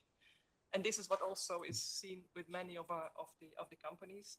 But if you go to the next one, I would like to mention also Metro, one of our members, really, where they've been working since many years with TAFEL, a food bank, German food bank, and really for more than 2 decades already. So this is not something new, but it's still expanding more and more to many different countries. And I think we're all learning together as well. It's something that will continue, and we are really committed to working on that as well. And I don't need to say that there are some of the colleagues in the room as well, so feel free to talk with them later on. And another last example is for Mercadona, for example, also having really, really many connections with social welfare organizations across Spain and Portugal. And in 2024, equivalent of 420,000 shopping trolleys. This is really considerable. And again, we are representing these retailers. They're present everywhere. There's so many shops we can contribute. And I really think being here together in a room with everybody else, there's really a lot to learn and to proceed. Thank you very much. Thank you. So we'll now move from one else to another. So Else Brueggemann is the head of policy and enforcement at Euroconsumers. So we'll say on the consumer side. You have the floor. Thank you. And thank you for having Euroconsumers here and giving us the opportunity to indeed bring the voice of consumers to this table. And I would say in this particular occasion, it is very important. And I'm not just saying this because I represent a consumer organization and you expect me to, but it is because consumers pointed out to us that food is the top area where they feel they can make a difference when it comes to sustainability. It passes through their homes, it's their day-to-day life. And it's not just words, because 79% of consumers have already taken action to reduce their food waste, which is the good news here. And oh, sorry, I just wanted to point out that I also have some slides and that it will be easier to follow the numbers if you have a look at the first slide. Next slide, please.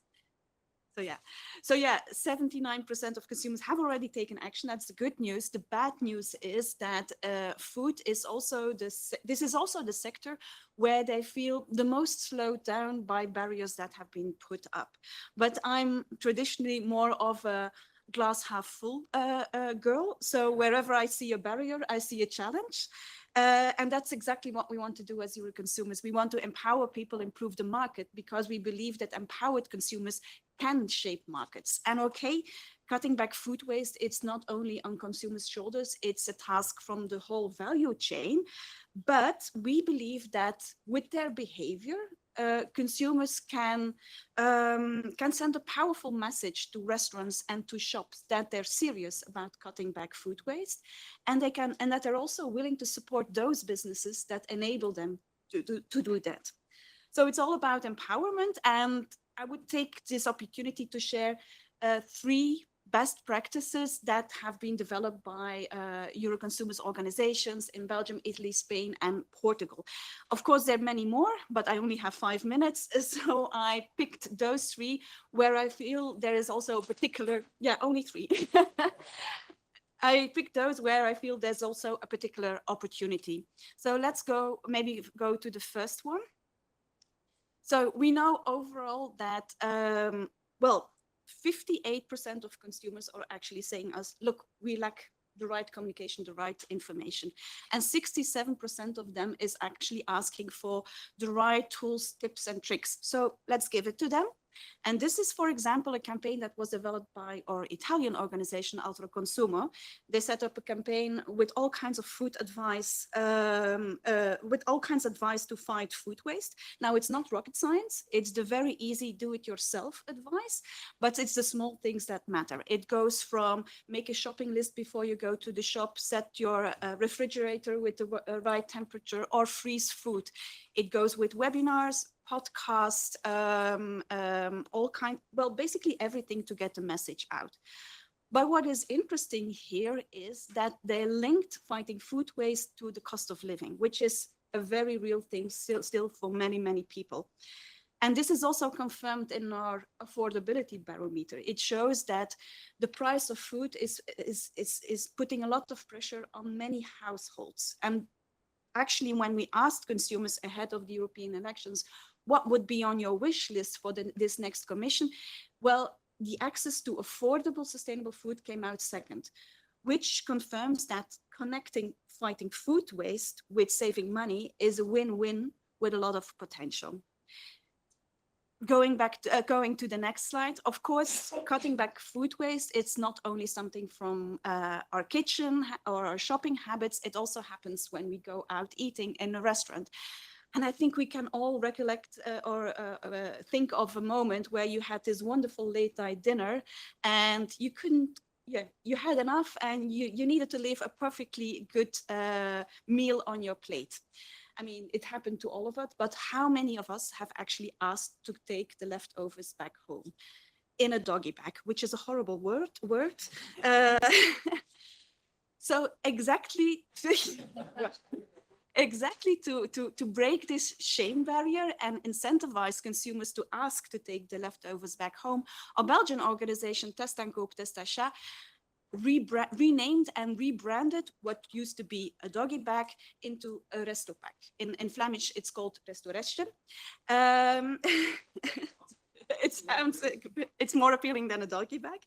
But interesting thing here is that they organized a contest with consumers to ask them about the best name. And they collaborated with major cities in Belgium, like, for example, the city of Ghent, you see here as an example.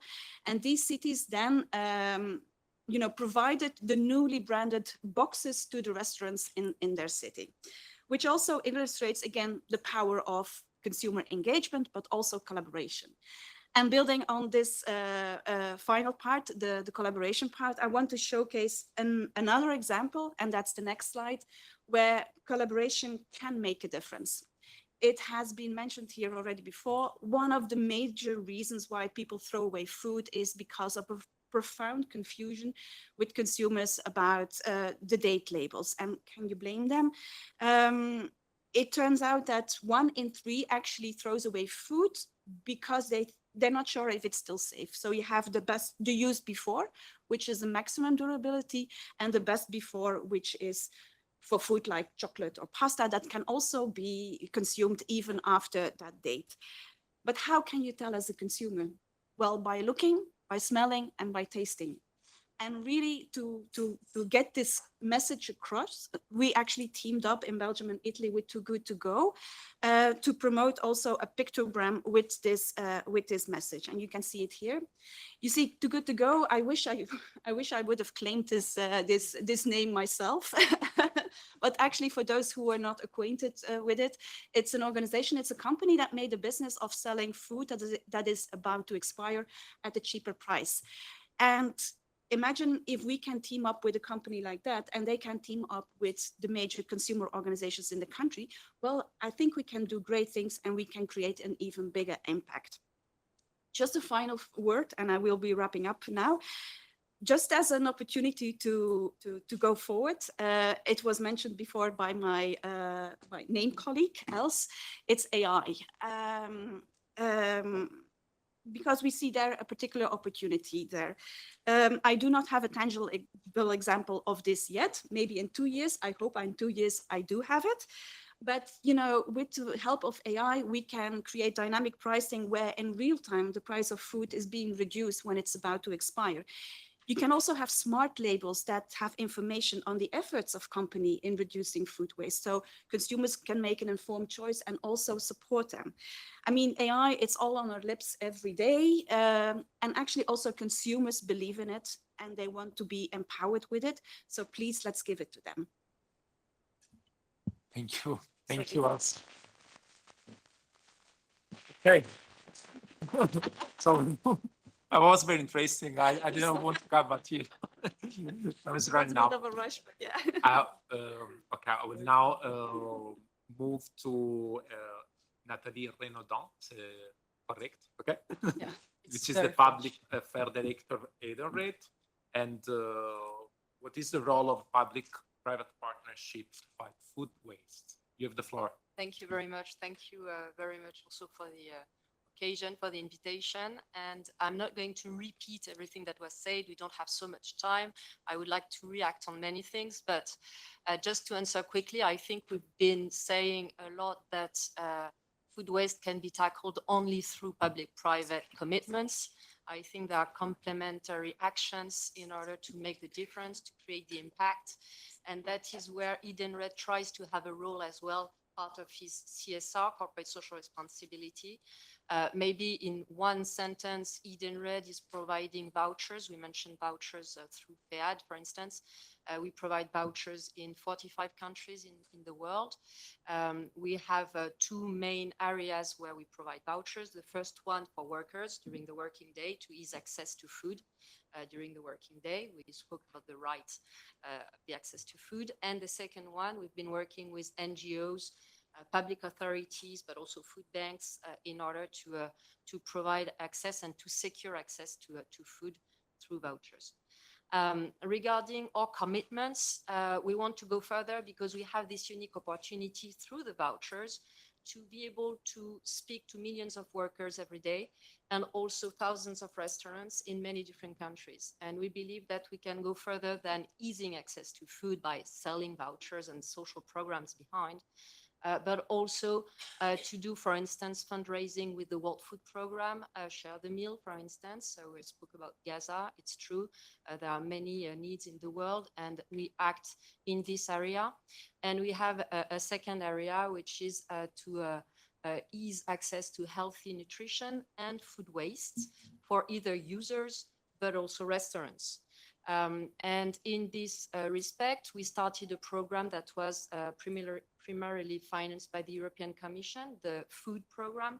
And we've launched a barometer that has been existing since 2012, where we try to assess impacts of the purchasing power. And we spoke also about problems of purchasing qualitative food and sustainable food, but also the impact of digitalization, we spoke about IA, and food waste is one of the area that we are also assessing. When I say assessing, we asked to more than 50,000 workers, users of vouchers, what they expect, what they want, where they pay attention to regarding food waste. And we also asked the same question in 20 countries to restaurants. Maybe if you can show the slide very quickly, there are only 2 slides, a few figures, in order to share with you the results of the barometer of 2025. So that's very new results, just to show, and I think that's good news there as well. Speaking about good news, there is a strong commitment and strong expectations from the people, but also from the restaurants to act. When we look at the workers' answers, we can see that there are 73% of workers that want to go to restaurants which are committed, that want to fight against food waste and that feel concerned. Regarding restaurants, they also, 83% are saying that they are already engaging actions in order to limit food waste. And for 14% of these restaurants, that includes partnerships with apps. We just spoke about one of them. And only 6% for the moment include partnering with food banks. I think there's still a lot to do there in this area. And I think that was also mentioned in the introduction of the session. So you have here the details of the kind of possibilities we are asking. As we can see, doggy bags is quite, whatever the name, but we can keep the Belgian one, I would say, is one of the most famous. We have also to note that in some countries it's mandatory, in France, for instance, but it's true that not everybody is asking for it. And if we look at the next slide, the last one, here is the detail per country. That's only for European countries. We also have Latin American countries. It's quite interesting to compare as well. But if we look at answers regarding workers, what are the most popular anti-food waste behavior, we can see that doggy bags is the, let's say, easiest option.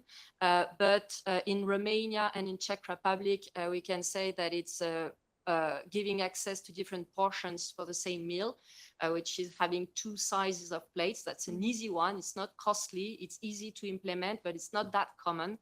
And just maybe if I have time for a small anecdote, because we are speaking about stupid and easy things to implement, but my son was a delegate and he proposed in his school to have 2 sizes of plate at the canteens. And I think that we're speaking about education and what to do in schools. I know that half of the plates are thrown away, and that could be already a first easy step to implement in schools. I know that's my son, but I will tell him tonight I quoted him. And now regarding, I'm quite proud, regarding restaurants, we can see that the most popular anti-food waste behavior are working with food providers. I think here AI can help, platforms can help a lot. Doggy bags are also quite used. We can see also to reuse ingredients for special recipes. It's probably great to learn from retailers also where there are already apps existing to give access to some recipes that could share also good practices.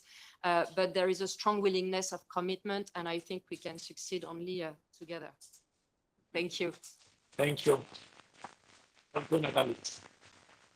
I'll move fastly to Joanna Mitrovic. That is representing, is the head of and government relation for France and Benelux of Tetra Pak. And can you give us some insight on the technological side of the food value chain? Within a couple of minutes, challenge accepted. Actually, that's another, that's a technological challenge. Let's do it. For you. Well, of course, I'll spend a few seconds thanking the EFF, FIBA, and of course the hosting MEPs for the opportunity here. What I will address, and we can show the slides, and we can go straight to the first one, is really the middle part of the food value chain. This is where Tetra Pak is active, and this is what I want to talk about. So the middle part of the food value chain, that is everything that is not the primary production nor the consumption, but the middle, where there's packaging and processing, and where we believe there's a big role to play to meet both the targets that have been set in the legislation. So if we go to the first slide, you will see there's some facts and figures about Tetra Pak. What you have to know, we're present in 160 countries with a big footprint in Europe. But mostly, just a quick reminder that you probably know the packaging, you might not know a little bit less, that we're also working in and offering solutions for processing of food. And that means many different types of food, including over half of the world's ice cream, fun fact, is processed in Tetra Pak equipment, cheeses, mozzarella, howdas, and so on and so forth. But what I want to emphasize today is, well, maybe first, breaking open doors, but food waste reduction targets are important. And we think that there's a lot that can be done if we look at 2 key pillars that I want to address. One is shelf life of perishable food and how that can be a lever to reduce food waste and increase access to food. And the second one is innovation along the food production. And I don't need to cover, I think, a lot of it. I think colleagues from Food Drink Europe have mentioned it, as well as Mr. President from FIBA has talked about it. And if we go to the next slide, basically, I just want to emphasize the point that perishable foods like milk, but also fresh produce, what they do require, they risk going bad without being adequately treated and packaged through aseptic technology. And so I just want to emphasize the role there and the opportunity to extend shelf life all the way up to 12 months, even more. And that's just, the best before date. So even further by putting in place the right elements. This helps increase food security. This helps also make packaging for or make perishable foods more apt for being available longer, being donated as well. And if we look at the next slide, we were very honored to join a consortium of organizations that have worked with the French food banks, where our role was really just to donate the package, but that could make sure that that milk stayed good until it could reach the breakfast tables across the country. So that role, we just emphasize that here, and we just want to make sure that any new policy that comes does also look at food security and impact on food security of every single policy. And this is right for milk. But if we go to the next slide, there's a range of fresh produce, agricultural recovery, surplus that can be actually processed, packaged, and kept longer. So there's a range of opportunities there, and just thinking about business models to think about, but a variety of food can actually be made available for really long. And if we go to the last, I think the last slide I wanted to show you, see I'm being very fast, packaging and processing can really extend shelf life, but I also want to look at that 10% target in processing. You see here it's machines. I really want you to remember that we also do equipment. So I put pictures here. As Tetra Pak, we have set ourselves the target to meet in the equipment that we offer in our best practice lines for the food industry. So the members of Food Drink Europe typically to reduce by 50% in a best practice line food losses. That's because we know how food works. We have 75 years in food expertise, whether it's UHT milk, cottage cheese, or proteins here as examples. You can implement changes, design a new equipment that help reduce waste so that perfectly good food doesn't stay in the tank, doesn't get lost, doesn't overflow, but can be saved. And this has economic impact as well. As the next frontier, we're also looking at recovering food that normally gets thrown away and putting it as an ingredient of high value foods. But this is a story for another day. As the last slide, this is just a picture. I'm not going to comment on it, but the hidden middle that I was mentioning in the beginning, this is where we operate packaging, processing. This is where we think we have a role. We cannot do very much alone. So thank you so much for the opportunity today to work together and work on achieving scale. Thank you. Thank you very much. Thank you very much, Ramanna. Now we'll go to with Angela Rutledge, that can give us some real experience of a food bank in Ireland. Food Club, you have the floor. Thank you very much. And as I'm an Irish person, I can talk very fast. Thank you to all the MEPs, to the EFF, for organising this session today and for inviting me along to speak. And thanks for Esteban, Bernard, and FIBA. You all know about the problem in a global context, and the solution to that problem is food waste reduction. Just to share a little bit about the Irish context, we waste 835,000 tonnes of food each year in Ireland, and our agricultural system contributes to 38% of agricultural emissions. So Food Cloud, which is the organisation I work for, is an Irish non-profit, and like all FIBA members, it connects those with surplus food to those that can use it.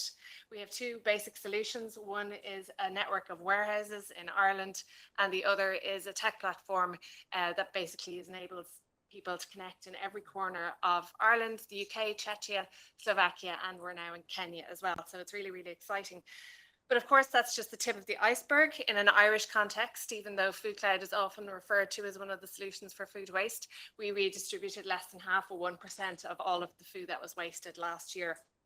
So the question is, what are we doing to innovate to do more? And like all food banks, we're very innovative and frugal and quick on our feet. So part of that innovation is actually carving out the time and resources to work on policy. And it's such an exciting time to be involved in that. Thanks to FIBA and the Harvard Food Law and Policy Clinic, we were delighted to be one of the first European countries, along with Poland, to work on the Global Food Donation Policy Atlas. And Emily spoke about that earlier on. And I recommend to any EU country that wants to get involved in that process, it is really, really useful. And then you have that atlas in your toolkit when you go trying to get the best version of the Waste Framework Directive implemented into Irish law. I really cannot highly recommend it enough because it's just so clear and straight to the point, and Emily and her team are absolute experts. In that Irish context then, so at the very same time as we were working on the Harvard Atlas, we were also advising the Irish Department of Climate and the Environment on Ireland's roadmap, which Emily mentioned earlier on, and specifically the redistribution aspects of that roadmap. So now we've made a number of policy recommendations to the Irish government around levers for food donation. Guess what? They align very closely to what was in the Atlas as recommended by Harvard. And we're also advising food businesses, we're also advising the government on how food businesses can build their capacity to donate food and how it is feasible for them to do that, as well as looking at the capacity of community groups to use all that surplus food if it is suddenly unlocked by mandatory donation. And I do like to insist on calling it mandatory donation, even though I know there are all those parameters, because essentially that's what's in the Waste Framework Directive now. And I'm so grateful for that Waste Framework Directive and the wording in there around the requirement to have donation agreements. And at the moment, what we're doing in Food Cloud is analysing that wording very carefully and working with the government, mapping what it says against what would be possible based on our experience, our engagement with stakeholders, be they food businesses or communities, our existing agreements, which obviously contain indemnities for food businesses and for ourselves, and what we know will and won't work, with the hope of, as MEP Zalewski said, working closely with all of you and with all of the actors in an Irish and European context on implementing the best version of that when we transpose it into Irish law. The second innovation that I do want to mention is our Growers Project, which is around agricultural recovery, which I know is common in a lot of EU countries, based on a Department of Agriculture grant that we've been getting since 2022. We've basically been able to cover the cost to farmers of harvesting and getting to us so much valuable surplus food that we are then able to get out to particularly rural communities. And what we've also introduced working with those farmers is measurement. So we all know that food loss isn't really being measured, and food waste at farm level, there's very little information on it. So we're actually helping farmers use the WWF farm loss tool at the moment to try and get an idea of what that quantity of farm level loss looks like. And I suppose my question to all of you is, how do, beyond the grants that we're getting from the Department of Agriculture, and obviously they're very supportive of us, how can we begin to finance that at an EU level on a multi-annual basis, perhaps through the CAP, although I'm not an expert, but it does seem like a measure that would really greatly increase the sustainability and environmental benefits of farming and help support rural communities and, of course, most importantly, the farmers that we are increasingly working with. So I think I've done, 5 minutes and 19 seconds. Thank you very much. I look forward to talking to you all later. Thank you. Thank you very much, Angel. I think you did say things that you needed 10 minutes in 5. So you're, and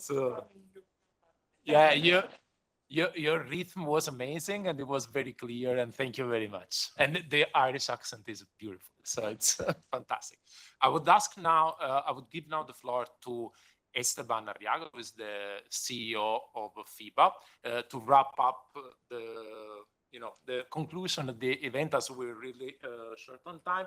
And if they allow us maybe a few more minutes, maybe we can try then to have another question if there are some.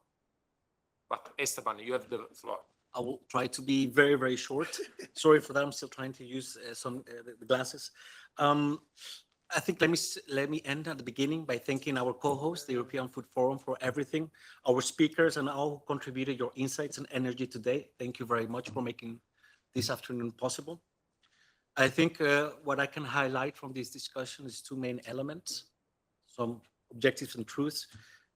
First, no single actor can solve the challenge of food loss and waste alone. It is only through collaboration across academia, policy, business, and civil society that we can truly make progress together. The second very important one, and I think the takeaway home, is that change is possible. We're not talking in the philosophical abstract. We're talking about concrete ideas and initiatives across the food supply chain, through academia, through retailing, through different fora. And I think we should celebrate and scale up those initiatives. For FIBA, these conversations are deeply encouraging. Every day across Europe, food banks are proving that what is possible when surplus food is given a second life. But our efforts cannot succeed without the support from the greater stakeholder community, many of them here today. And for that, we thank you. That is why this event, I leave feeling a sentiment of optimism, because today here we've gathered policymakers, business and organizations, but foremost, leaders, innovators, and visionaries that are willing to challenge the status quo and work together to build a better world. What is a better world? Very easy. And I think this objective transcends any political denomination, any currency, is a more just, equitable, and sustainable world. And it is possible. We can help the planet and help people at the same time. Food banks are a testament to that. But there's also a thriving movement of civic organizations working alongside with business, with policymakers across Europe to make a better world. The title of this event, From Access to Impact, captures perfectly what must come next. We must turn the momentum of today into action tomorrow. Scaling best practices, removing barriers, ensuring that less food is wasted and people are nourished. Let us move forward with a conviction that change is not only necessary, but is possible. And it's already happening, thanks to you.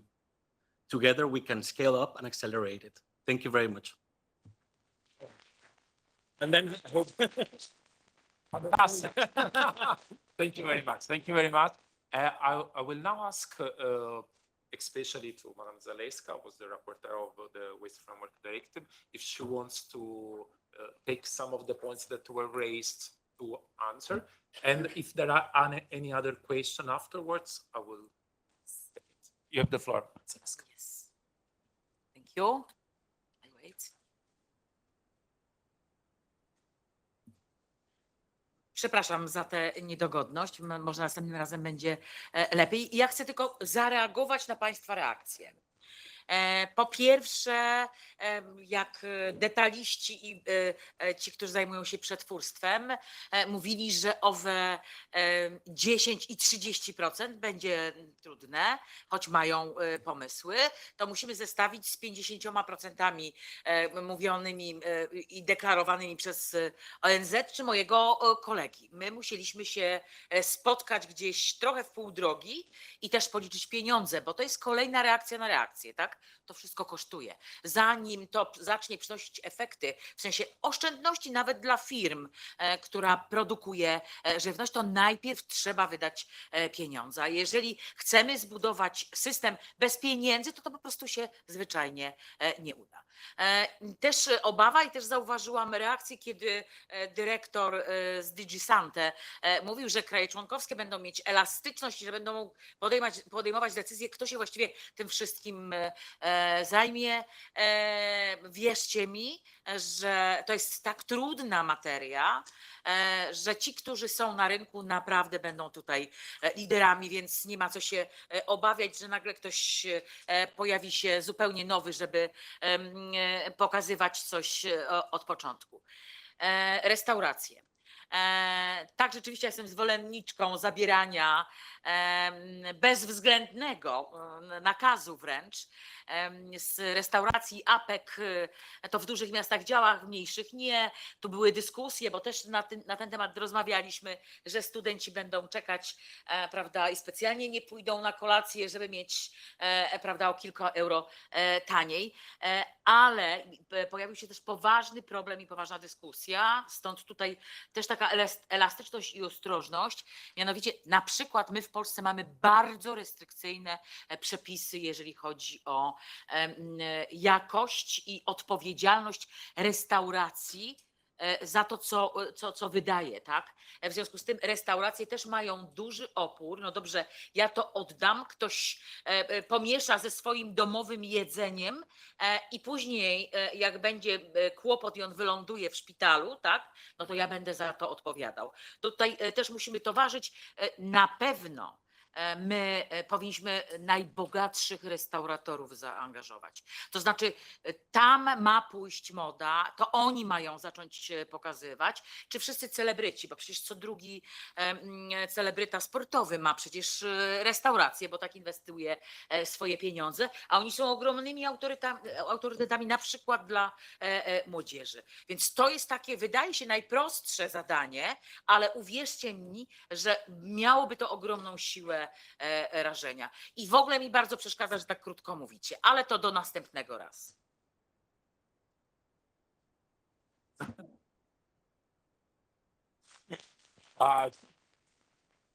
You are completely right. I mean, we can promise next year we will organize a 4 hour event. We will take a longer space. Before closing and thanking everyone, I would just because a lot. Yeah, Mario will be the last host together with you, and I will just, if you have something else to remind, I will ask if there was something that was not discussed or some angle. If there is someone who wants to raise some point, just over there. You see. I think it works. Yeah, I represent restaurants, so I think we are engaged with all these people. We know all of you guys. Thanks for organizing today. It was a very interesting event. We're also part of the EU platform for food loss and food waste. We engage with Too Good To Go, with the array of stakeholders. Really happy to see the results of the food barometer that Natalie presented. 83% of restaurants, mostly family businesses, are already engaging on reducing food waste. A doggy bag, definitely a word to forget.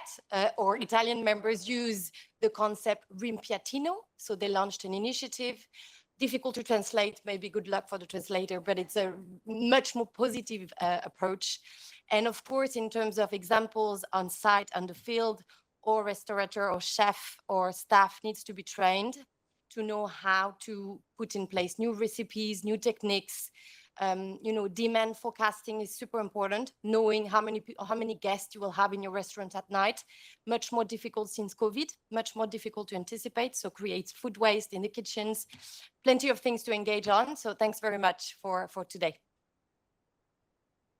Thank you for your contribution here. And I wanted to add an example. I'm working for Mondelez, which is a big company on chocolate and biscuits. And I wanted to mention the example that Els mentioned, Too Good To Go, with the logo on pack, where you first look, smell, and then taste before to waste. So we roll it out on our Philadelphia cream cheeses and on some of our chocolate products. So just a practical example of what we are doing. And then our brands, which are Godot and Lu in Belgium, they have lots of recipes on their website, and they use that to help people use the biscuits and the chocolate that are near use by date. So just two practical examples. Thank you. If there is no other intervention, I would now give the floor back to Mario Furore, one of the hosts of this event. Thank you again, Mario, to you and to your office, because you helped us a lot with also bringing people inside. Thank you. Thank you. On behalf of the European Food Forum, I would like to thank you for this valuable roundtable discussion. We truly hope that in the future there will be more opportunities like this. And very short, not a problem. Now, I want to say that let work us to make sure that no child in Europe or beyond goes in bed hungry, that no farmer is left behind, and food is always treated as the treasure is truly is. Thank you. Luisella, you have communications to give? Yes, so just a few communication. The first one is the next event of European Food Forum on biotech on food. Very interesting, on the 14th of October. Then we will have several other events on US tariffs that we know very well. Another one on Mercosur that we know very well. And so we thank you so much, our maps that are here, and we hope that also to have a new maps in the forum. It's a very nice community. As you can see, thank you so much. Thank you, Ignazio, bravissimo.